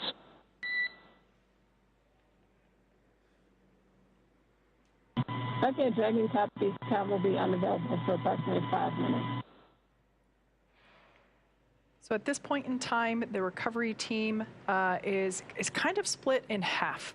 Half of them are located on the recovery vessel Megan, which is the location from which we were receiving that camera view that we just had previously. This one is obviously coming from inside the Dragon capsule.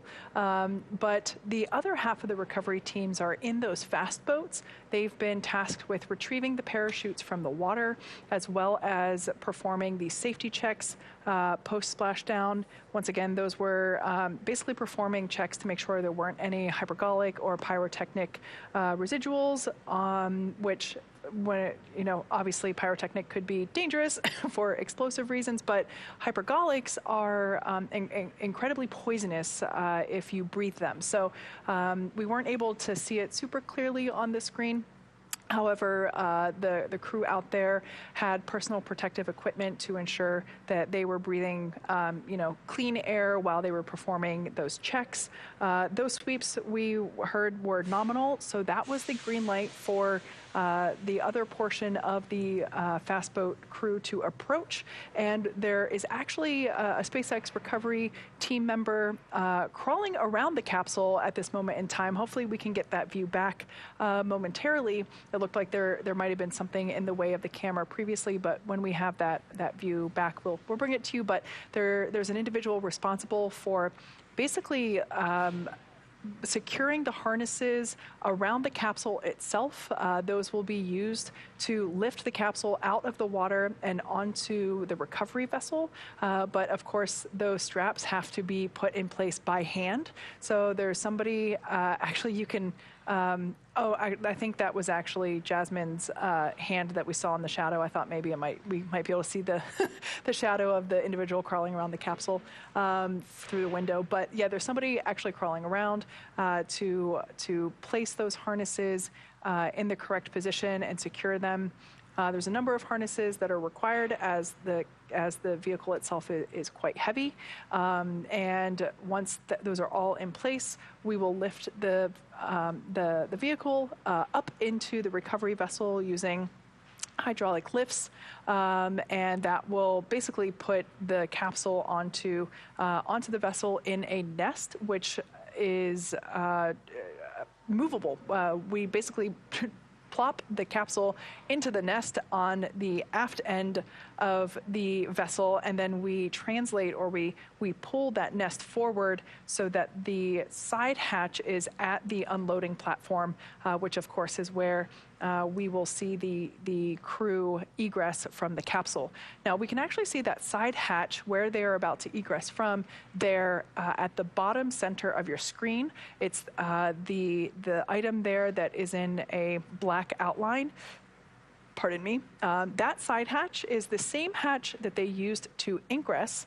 How many days did you say? 199 days? Yes, they were in space for 199 days. Of those, 197 were on board space station, of course, to include the transit to and from space station. Gotcha. So all that time, that side hatch has remained closed as the crew was utilizing the forward hatch to ingress and egress the space station, of course, because that's where the docking adapter is located. So that's the point in which Dragon has to dock with the space station. So yeah, that side hatch that we can kind of see there, it will open for the first time in hundreds of days, and it will be Crew-7's first breath of fresh air since they lifted off. That side hatch, of course, goes through multiple checks while it's still on the ground, and it obviously is not intended for use while it is while the vehicle is on station. Yeah, absolutely right. And if you're just joining us, it's been a busy but very exciting early morning for us here in Hawthorne. Crew-7 splashed down off of the coast of Pensacola, Florida at 2:47 a.m. Pacific time. The crew is still in the capsule awaiting to be fully recovered while the team works through that. They'll eventually, as you were discussing, Kate, be moved onto the boat and be able to get out of the hatch that is directly in front of them.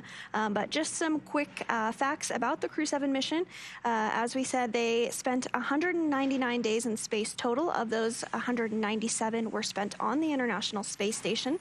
They completed 3,184 orbits of the Earth and traveled more than 84,434,000 statute miles around the Earth, which is just a massive number when you think about it. Andy Mogensen has logged 199 days in space over his increments. Of course, he was a part of Expedition 69 and 70, and will have totaled 209 days in space, including time from his previous spaceflight. This is NASA astronaut and commander of Crew-7, Jasmine Mogbelli's first space flight, so of course she's logged 199 days in space. Satoshi Furukawa of the Japan Aerospace Exploration Agency has the most time in space of this crew. He has logged a total of 366 days in space over 2 flights. And Konstantin Borisov of Roscosmos has spent 199 days in space as well. This was his very first space flight. Just a couple more fun facts for you all.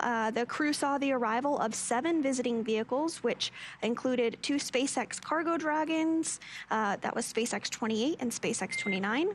Dragon SpaceX, com check. Dragon has you loud and clear. How many? Loud and clear. Forward link transition is complete. Copy. And so we did hear that call out a few minutes ago that there would be about a 5-minute comms outage while they work to get communications configured. All of that is now configured properly, so we might hear some more communications back and forth with the crew ahead of their recovery and placement on the recovery vessel. But just to continue those fun facts for you all, so the crew did see 7 visiting vehicles arrive. They saw 7 visiting vehicles depart, and there was 1 spacewalk that took place during the Crew-7 mission, and that included NASA astronaut Jasmine Mogbelli for a 6-hour and 42-minute spacewalk, the very first in her career. Wow, what an incredible stay on station. And the hundreds of science experiments that they also contributed to as well, so they were certainly busy during this increment. I bet they're probably looking forward to a nap or two once they are back on firm ground and have gone through their end of mission proceedings. Yep, absolutely. And once they are successfully on the recovery boat, they will take that helicopter back to Florida since they splashed down off the coast of Pensacola, and then they'll ride in a plane back to Houston and complete some additional medical checks, some rehabilitation, and then for both Satoshi and Constantine, they'll fly back, and Andy as well, they'll fly back to their respective countries. This was the very first mission, actually, where every single seat is occupied by a member from a different space agency. So that's exciting to see as well. Very cool. Now, on the note of recovery after performing a long duration space flight, we will be assisting the crew members outside as they egress through the side hatch. This is standard procedure for NASA crew missions, because they have been up there for an extensive amount of time. And of course, the body changes while you're in microgravity. Dragon SpaceX rigging is complete. Approximately 5 minutes until capsule lift. All right, so that's great news there. Dragon Cap is about 5 minutes to lift. So you can see the recovery platform there in the foreground of this particular view. That is exactly where the crew will ultimately be assisted to.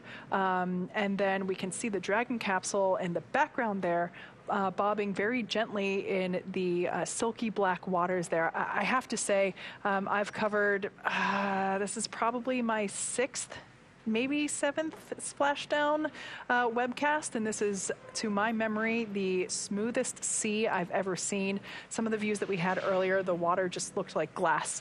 The waves are so calm. So it's great to see. Obviously, those make for easier, quicker recovery conditions. We did hear about a minute ago that we're 5 minutes out, so now 4 minutes out from lifting the capsule. There is a hydraulic lift there at the back end of the capsule. Oh, there's a great view of it there with our recovery team members positioning the hydraulic lift into place. The team member that was on the capsule, I think they may have jumped off already. Yeah, it looks like the fast boat is departing. So that's always one of my favorite, but also like terrifying moments to watch, is that SpaceX team member with oh, actually, no, they're still there. So the area where they're standing is actually the bay where the main parachutes are packed. So all 4 parachutes are packed so tightly, they fit back there into that bin you could think of. So that SpaceX recovery team member is doing the final preparations for the harnesses there on Dragon Endurance, which will be basically hooked onto by the rigging. We can see that hydraulic lift now being lowered. Once everything is attached, we will see that individual that is on the capsule jump off into the water. And of course, we don't want them to be on the capsule while it is being translated up and onto the vessel for obvious safety reasons. And Dragon will remain in the nest during the crew extraction and then for the journey back into port. So we'll stand by for that lifting to happen just a couple minutes from now once they get everything successfully secured. And so I did just want to jump into, we were talking a bit about the crew and how they would be helped out of the capsule, and this is a very standard procedure for NASA. Dragon SpaceX, brace for capsule lift. Dragon Cappy, bracing for lift. And so we will see that individual jump off the capsule here in just a second, and then the capsule will be lifted onto the recovery vessel. I like to think of this as the SpaceX swan dive. And there we can see jumped in and is now making his way over to the fast boat where his SpaceX recovery team members will pull him on board just like that. And now don't blink because the lifting of the capsule takes just a matter of seconds. It's quite smooth and happens rather quickly. Like you were saying, we're going to lift that up out of the water and place it in the nest. That nest will then get translated to the recovery deck, and there we can see Dragon Endurance now being lifted out of the water using those hydraulic lifts. Swinging a little bit, but it will be centered using the tethers and then placed into that nest once centered.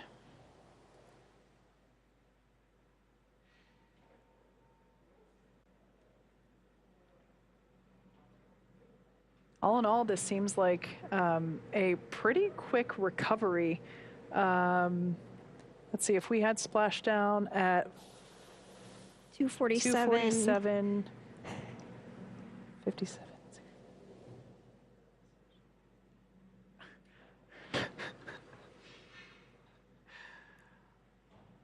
I don't want to call this for sure, but this definitely feels like one of the fastest recoveries I've ever been a part of. SpaceX, welcome aboard the recovery vessel. Recovery personnel are now completing final checks and stand by for translation to egress platform.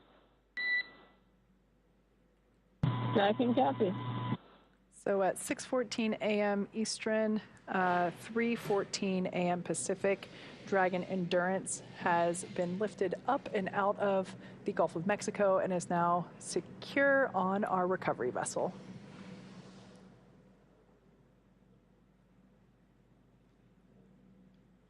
And so next up, we will see Dragon appear to slide forward as it gets a little further in on the recovery vessel.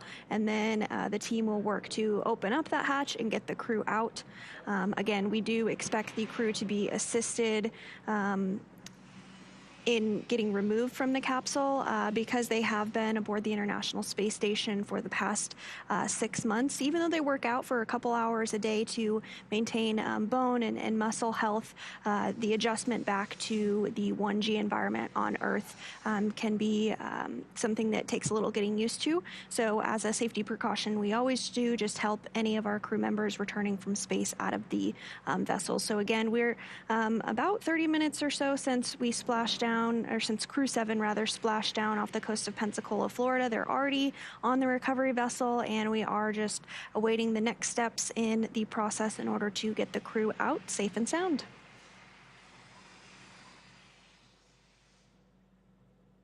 And the hatch that they'll actually be exiting or egressing from is in the center of your screen there. It's kind of a square-shaped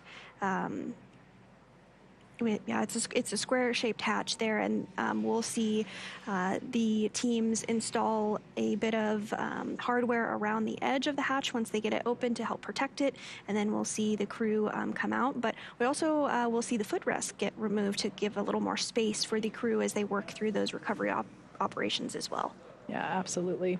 It's we want to ensure that astronaut safety is, priority number one, and removing those footrests helps with that because, like you said, we will be assisting the crew to egress out of the capsule, and removing the footrest just gives the recovery teams a bit more room inside the capsule to move around along with the crew. Absolutely, and you can see a more internal view of the hatch that we were just referring to there. Towards the lower portion of your screen, you can see the black outline around it. That is, of course, the hatch that the crew will exit out of. That's been closed since they entered in Dragon all the way back in August for their launch.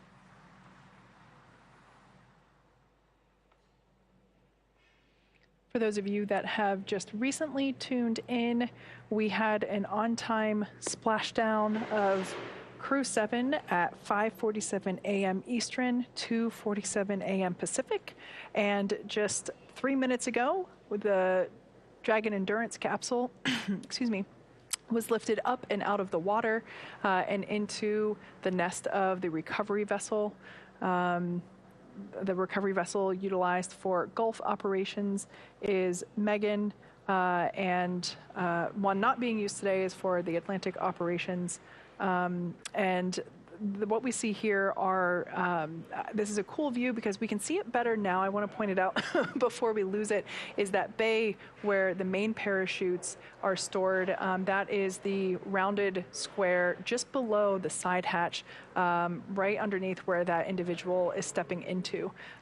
So if you can imagine, that gives you a good perspective of just how tightly those main parachutes have to be packed in there in order to stow them and obviously release them. And the drogue parachutes, for those of you that might be wondering, we don't really have quite as good of a view, but they come from the bay just above the side hatch. And so the next major milestone that we will look ahead to see is when Dragon will slide a little further back in the recovery boat, like we mentioned earlier, and then we'll have the hatch opening process begin to get underway.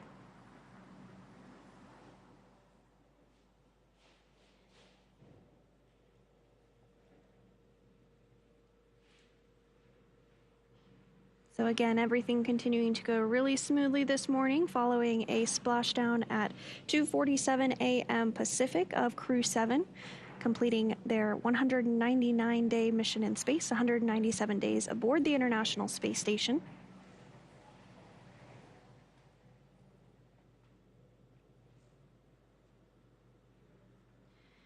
The crew actually undocked from the International Space Station yesterday morning at 8:20 a.m. Pacific. So like we mentioned, a little less than 24 hours for their journey back to Earth. But everything going smoothly. They splashed down successfully off the coast of Pensacola, and now the recovery team is just working through those procedures in order to get the hatch open and get the crew out here shortly.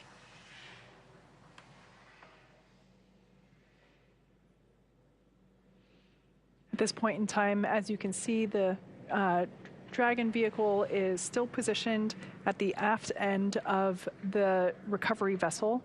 Once everything is in place, we will translate the nest where the capsule is sitting forward toward the forward end of the vessel, and that is where the recovery deck is located, where additional SpaceX team members and NASA team members are awaiting. The Crew-7 team, SpaceX team members will go through the side hatch opening procedure, which involves an additional sweep for hypergolics and like you mentioned earlier, removing the side hatch and placing a bit of protective covering around the edge of the side hatch. This helps to protect not only the capsule, but also the team members that are going in the capsule to help the Crew-7 crew members egress through the side hatch.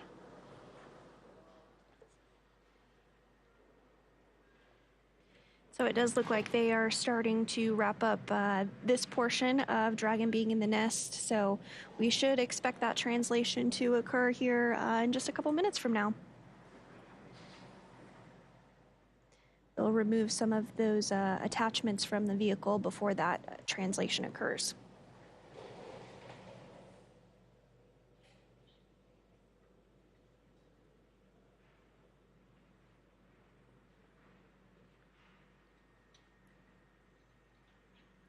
And so from this view, we do have a pretty good view of both the nose cone being closed, which closed prior to splashdown, but that is the hatch that the crew used when they docked to the International Space Station, as well as entered the International Space Station. It's not the one that they're going to exit out of this morning, though. They're going to exit out of that side hatch there. You can see it in the middle of the Dragon capsule.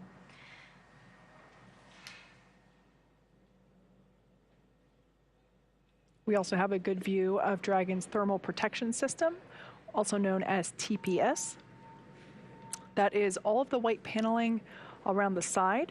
Of course, after re-entry, it is a little less white than before. If you recall, on launch day, it was a pristine white, and that is not the case anymore, as the thermal protection system has done its job, and quite beautifully. I love how no capsule return is identical. They're kind of like a fingerprint. They all look a little different.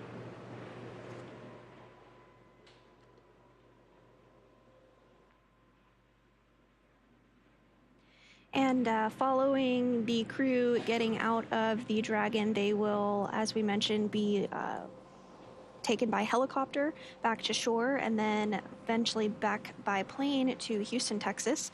And the Dragon vehicle will be refurbished, taken back to the processing facility in order to be reused again.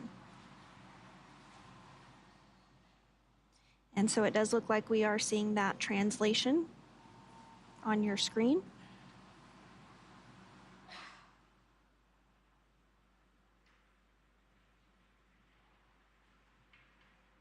And another view here, we can continue to see that translation as it occurs.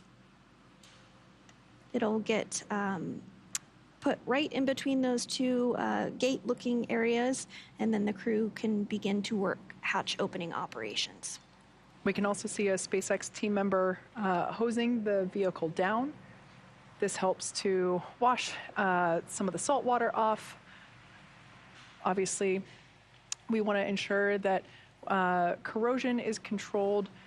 Anything that comes into contact with salt water, salt in general, is quite corrosive, and so we're going to start basically rinsing the capsule off to try and remove as much of that salt water as possible. And so some of the next steps that we'll see will be personnel on the recovery vessel that are specialized in opening up the hatch begin that process. Yeah, we can actually see they've donned their PPE once again, so they're going to perform some additional safety checks to ensure that there are no hypergolic residuals or fumes there around the side hatch. Once again, this is the hypergolic fumes are toxic if you breathe them in, so we want to ensure that none of those are remaining.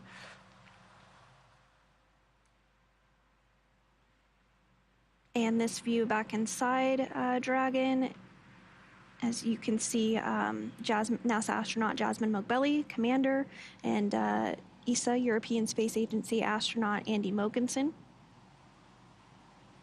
It's Jasmine's first flight, and it is Andy's second space flight.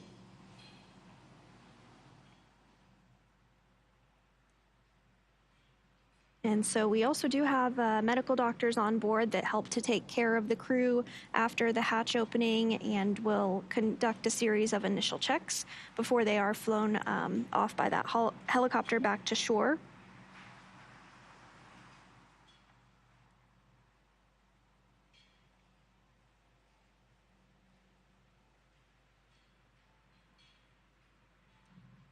So as the team continues to work through those hatch opening operations, it is important to note that Jasmine Mogbelli, Andy Mogensen, Satoshi Furukawa, and Konstantin Borisov will be getting some assistance from their recovery teams while they exit the capsule. So this is the same process for any returning long-duration space flight for Dragon. You also see it when we have the Soyuz that lands with crew on board. They're helped out of the capsule and then transported via chair over to the medical recovery tent. So this is standard operating procedure for long-duration space flights.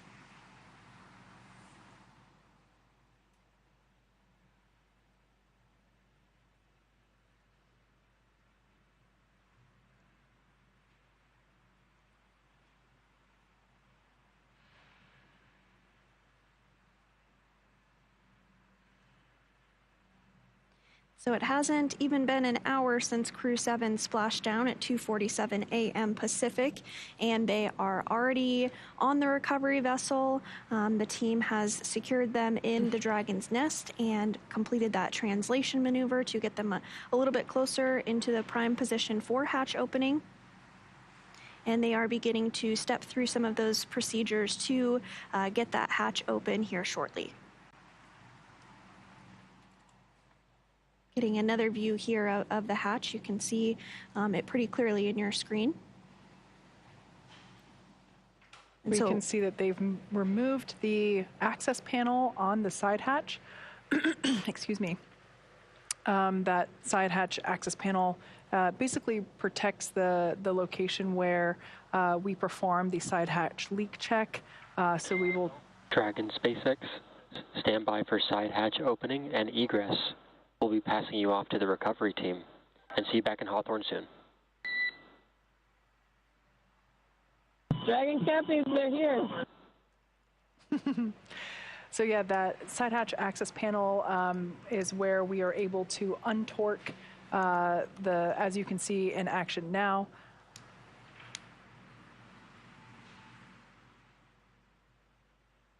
And the side hatch is open for the first time in 199 days.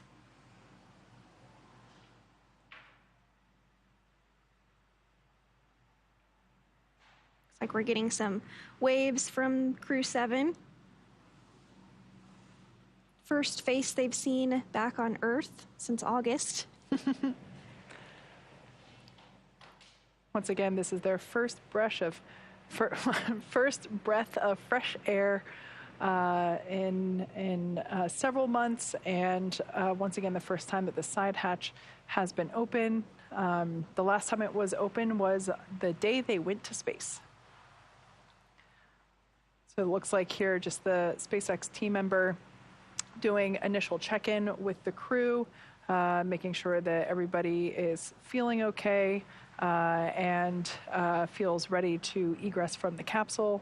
Probably letting them know that there is, no return trip at this moment, no rocket in place. I'll have to wait to be reassigned for the next one, I guess. Yeah, so again, Crew-7 launched back in August 26th of 2023. So in all, they spent 199 days in space. And so we will begin to see some of that safety equipment installed around the hatch just for protection purposes and for reuse capabilities. And then we'll even begin to see some of those footrests begin to be removed to just give the crew a little more space to get out. But first, a photo opportunity. Yep, absolutely. We probably couldn't see it from this view, but I have a feeling that there were some thumbs up for the photo.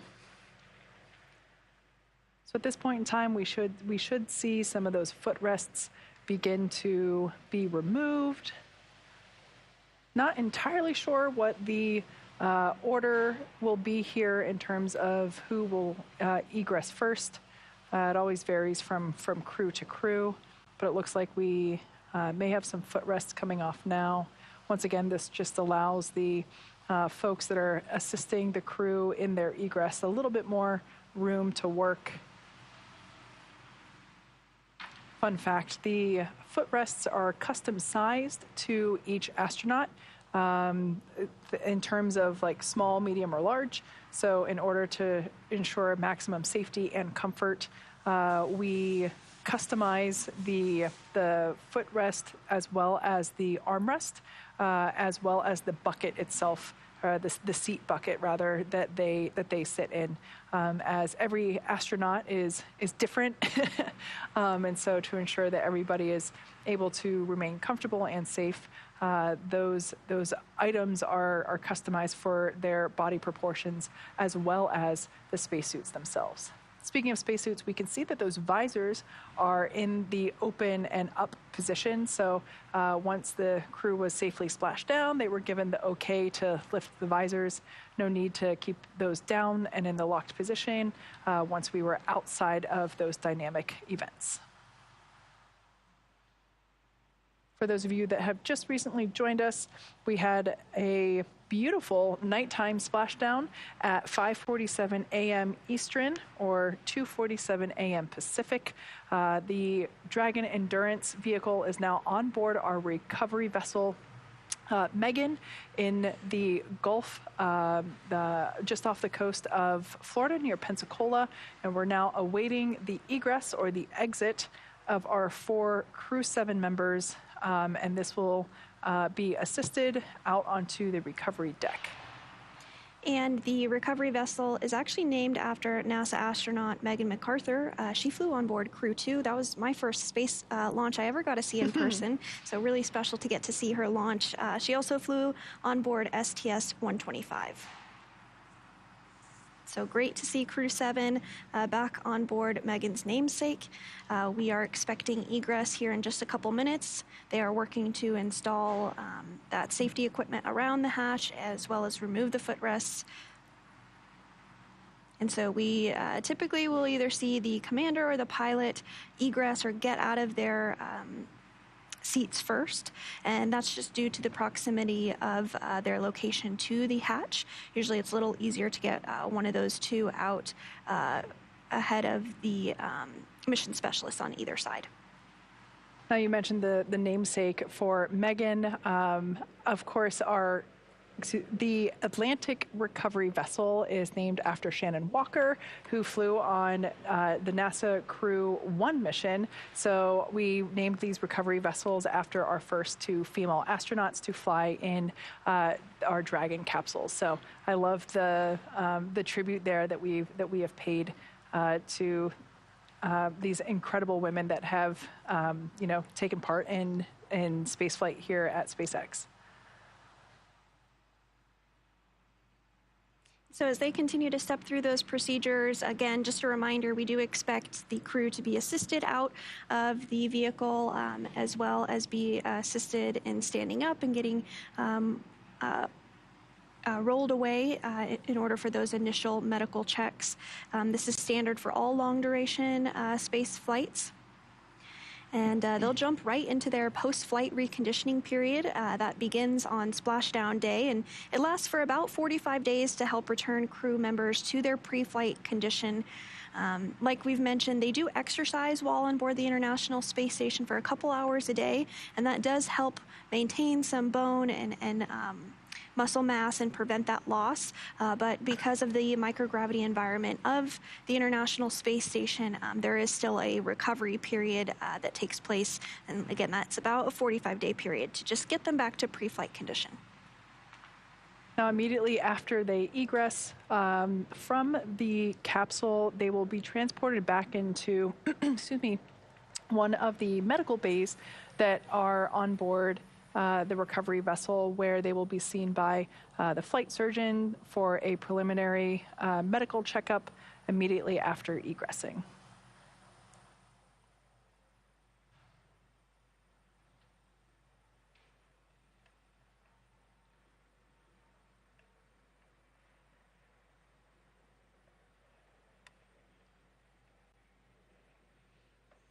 It looks like we are going to have our very first views of egress here.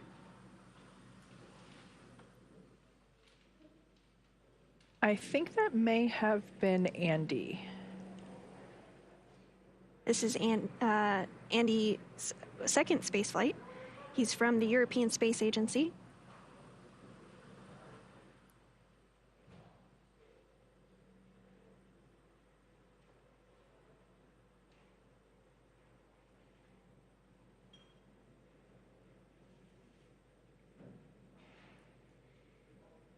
And Andy Mogensen now out of Crew-7 capsule. And you see he is getting assisted there. That is completely normal, and as expected, this will take place for all 4 crew members. Yeah, this is standard procedure when we egress the NASA astronauts from Dragon. We assist them into, it's not quite a wheelchair, and it's not quite a, I can't think of the word for it. Not a gurney, but we roll them back into the medical bay, and this just helps ensure their safety.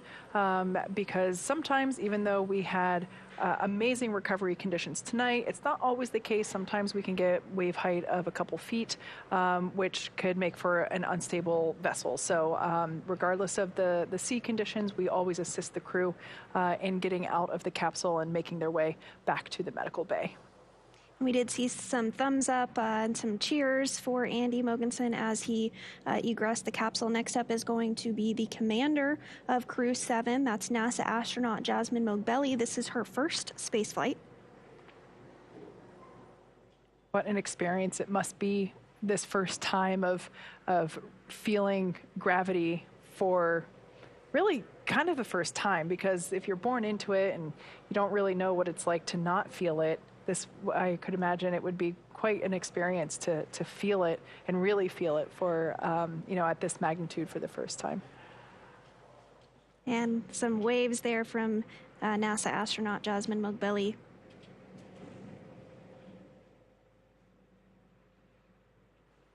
So next up out of the capsule will be the 2 mission specialists, Konstantin Borisov from Roscosmos, as well as Satoshi Furukawa from the Japan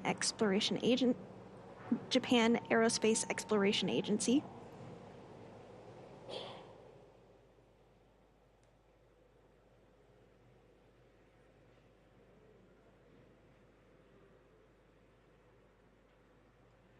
So if you're just joining us, Crew-7 splashdown off the coast of Florida at 2:47 a.m. Pacific.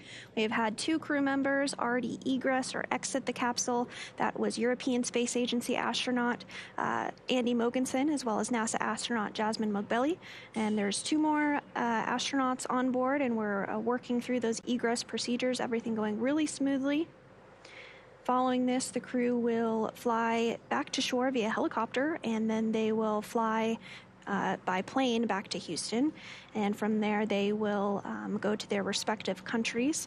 Again, as we mentioned, this is the very first space flight where every single seat was occupied by a member of a different space agency. We are seeing on our screen there another one of the footrests as it is removed, just to give the crew, the recovery crew rather, a little more space in order to help get the crew out.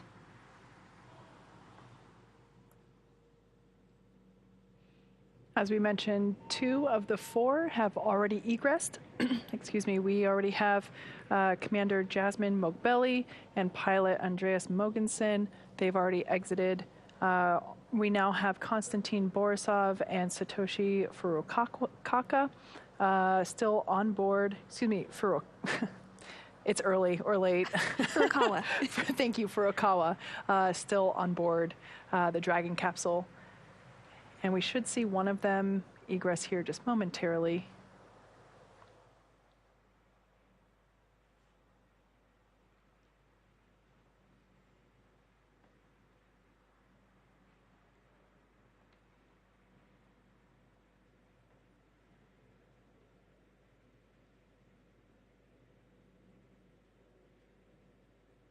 And it looks like they're beginning to egress now.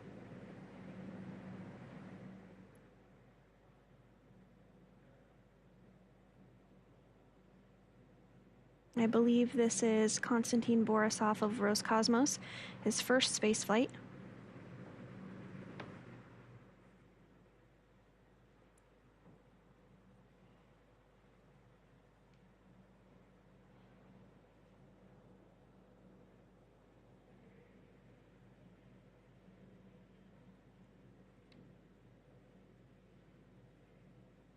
And Konstantin Borisov has successfully egressed.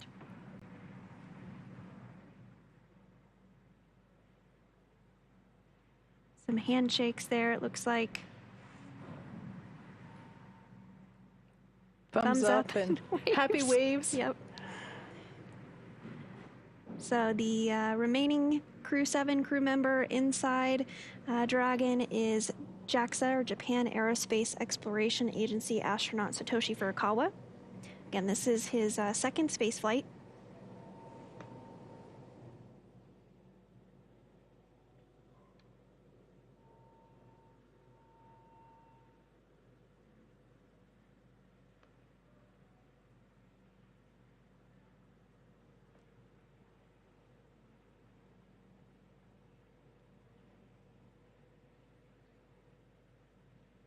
And so Satoshi Furukawa actually has the most time spent in space of Crew-7. He's logged a total of 366 days in space over 2 flights.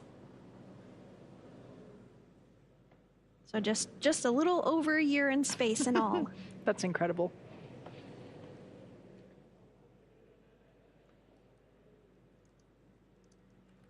And it looks like he is now egressing.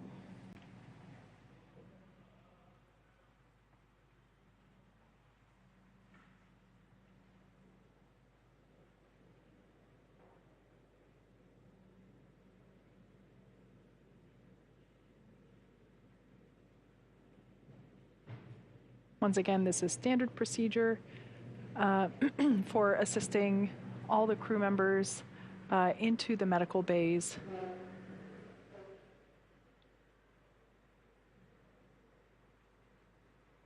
And Satoshi Furukawa, the last member of Crew-7, now out of the vehicle.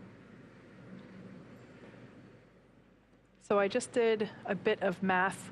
Now that we have officially egressed all 4 crew members, we had an on-time splashdown at 2:47 a.m. Pacific. We lifted we lifted the capsule onto the recovery vessel at 3:14 a.m. So that was a total of 27 minutes for recovery operations. And then it was from 3:14 a.m. to 3:42 a.m. when we completed egress, another 28 minutes. So it basically took just as long to lift them out of the water as it did to bring them out of the capsule. So all in all, really efficient recovery operations. So congrats to the SpaceX recovery team on such efficient operations there. Absolutely, less than an hour from splashdown to egress, so great to see that. And now that Jasmine, Andy, Satoshi, and Constantine are safely back home on Earth and getting checked out by the NASA medical team, we're going to wrap up our live coverage of their return. So this all kicked off on in August of 2023 from historic launch pad 39A at the Kennedy Space Center in Florida. After a successful liftoff and separation from Falcon 9, Jasmine, Andy, Satoshi, and Constantine made a 29-hour flight on board Dragon to the International Space Station. And since arriving at the space station, they spent nearly 6 months as members of Expedition 69 and 70, executing science experiments, a spacewalk, and repairs while aboard the orbiting laboratory. Their journey home began about 19 hours ago on March 11th when they closed the hatch to Dragon and undocked from the space station at 8:20 a.m. Pacific time. After 4 successful departure burns and a phasing burn to line up their orbit, Jasmine, Andy, Satoshi, and Constantine rested for a few hours before waking up to prepare for re-entry this morning. We jettisoned Dragon's trunk and performed our final on-orbit maneuver, the approximately 14-minute-long deorbit burn at 1:56 a.m. Pacific time or 4:56 a.m. Eastern time, and that ultimately is what put Dragon on its path home. The spacecraft re-entered the Earth's atmosphere and slowed its descent with successful deployments of 2 drogue parachutes and 4 healthy mains, with the final splashdown occurring off the coast of Pensacola, Florida at 2:47 a.m. Pacific time or 5:47 a.m. Eastern time. Now, as you saw following that successful splashdown, we saw SpaceX recovery experts move in quickly and prepare Dragon Endurance for its lift into the recovery vessel, or onto the recovery vessel, and in just a little less than an hour following splashdown, we saw Jasmine, Andy, Satoshi, and Constantine make their way out of Dragon and into the recovery ship's medical facilities, safe and sound. Next up, they'll catch a helicopter flight back to shore where they'll transfer to aircraft that will take them home. Jasmine, Andy, Satoshi, and Constantine will take a NASA plane for the short flight back to Houston, and then they'll be reunited with families to bring an end to this mission. It's been an honor and a privilege to share this journey with all of you as we continue in this new era in human spaceflight. Return today marks the end of the direct handover that we just executed after successfully launching the Crew-7 mission to the space station just a little over a week ago. It's been an incredible honor and joy to share this mission with the public. All of the teams from SpaceX and NASA continue to work hard to keep America leading the world in human spaceflight. Continue to follow SpaceX and NASA online and on social media for updates for the very latest on crew and cargo flights to and from the International Space Station. And we will, of course, continue to share the progress of Jasmine, Andy, Satoshi, and Constantine on social media as they travel back home. We also have a post-splashdown media telecon coming up at approximately 4 a.m. Pacific, 7 a.m. Eastern, where leadership from NASA, JAXA, ESA, and SpaceX will share a final update as we conclude this successful mission. So we'll say thanks one more time for tuning in and cheering on Jasmine, Andy, Satoshi, and Constantine as they made their return back to Earth. From all of us at NASA and SpaceX, welcome home, Crew-7, and on behalf of the many incredible females who have supported Crew-7 and contributed to the success of this mission across NASA and SpaceX, ESA and JAXA and Roscosmos, happy Women's History Month. So long.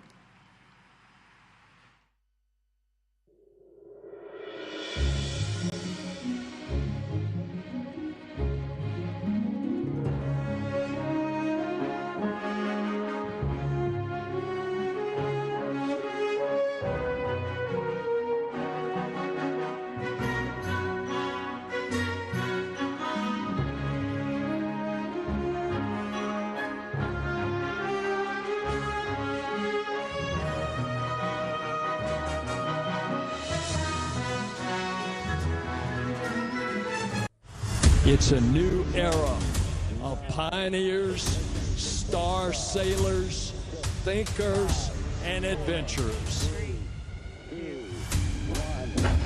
1, 0. All engine running. Let's go.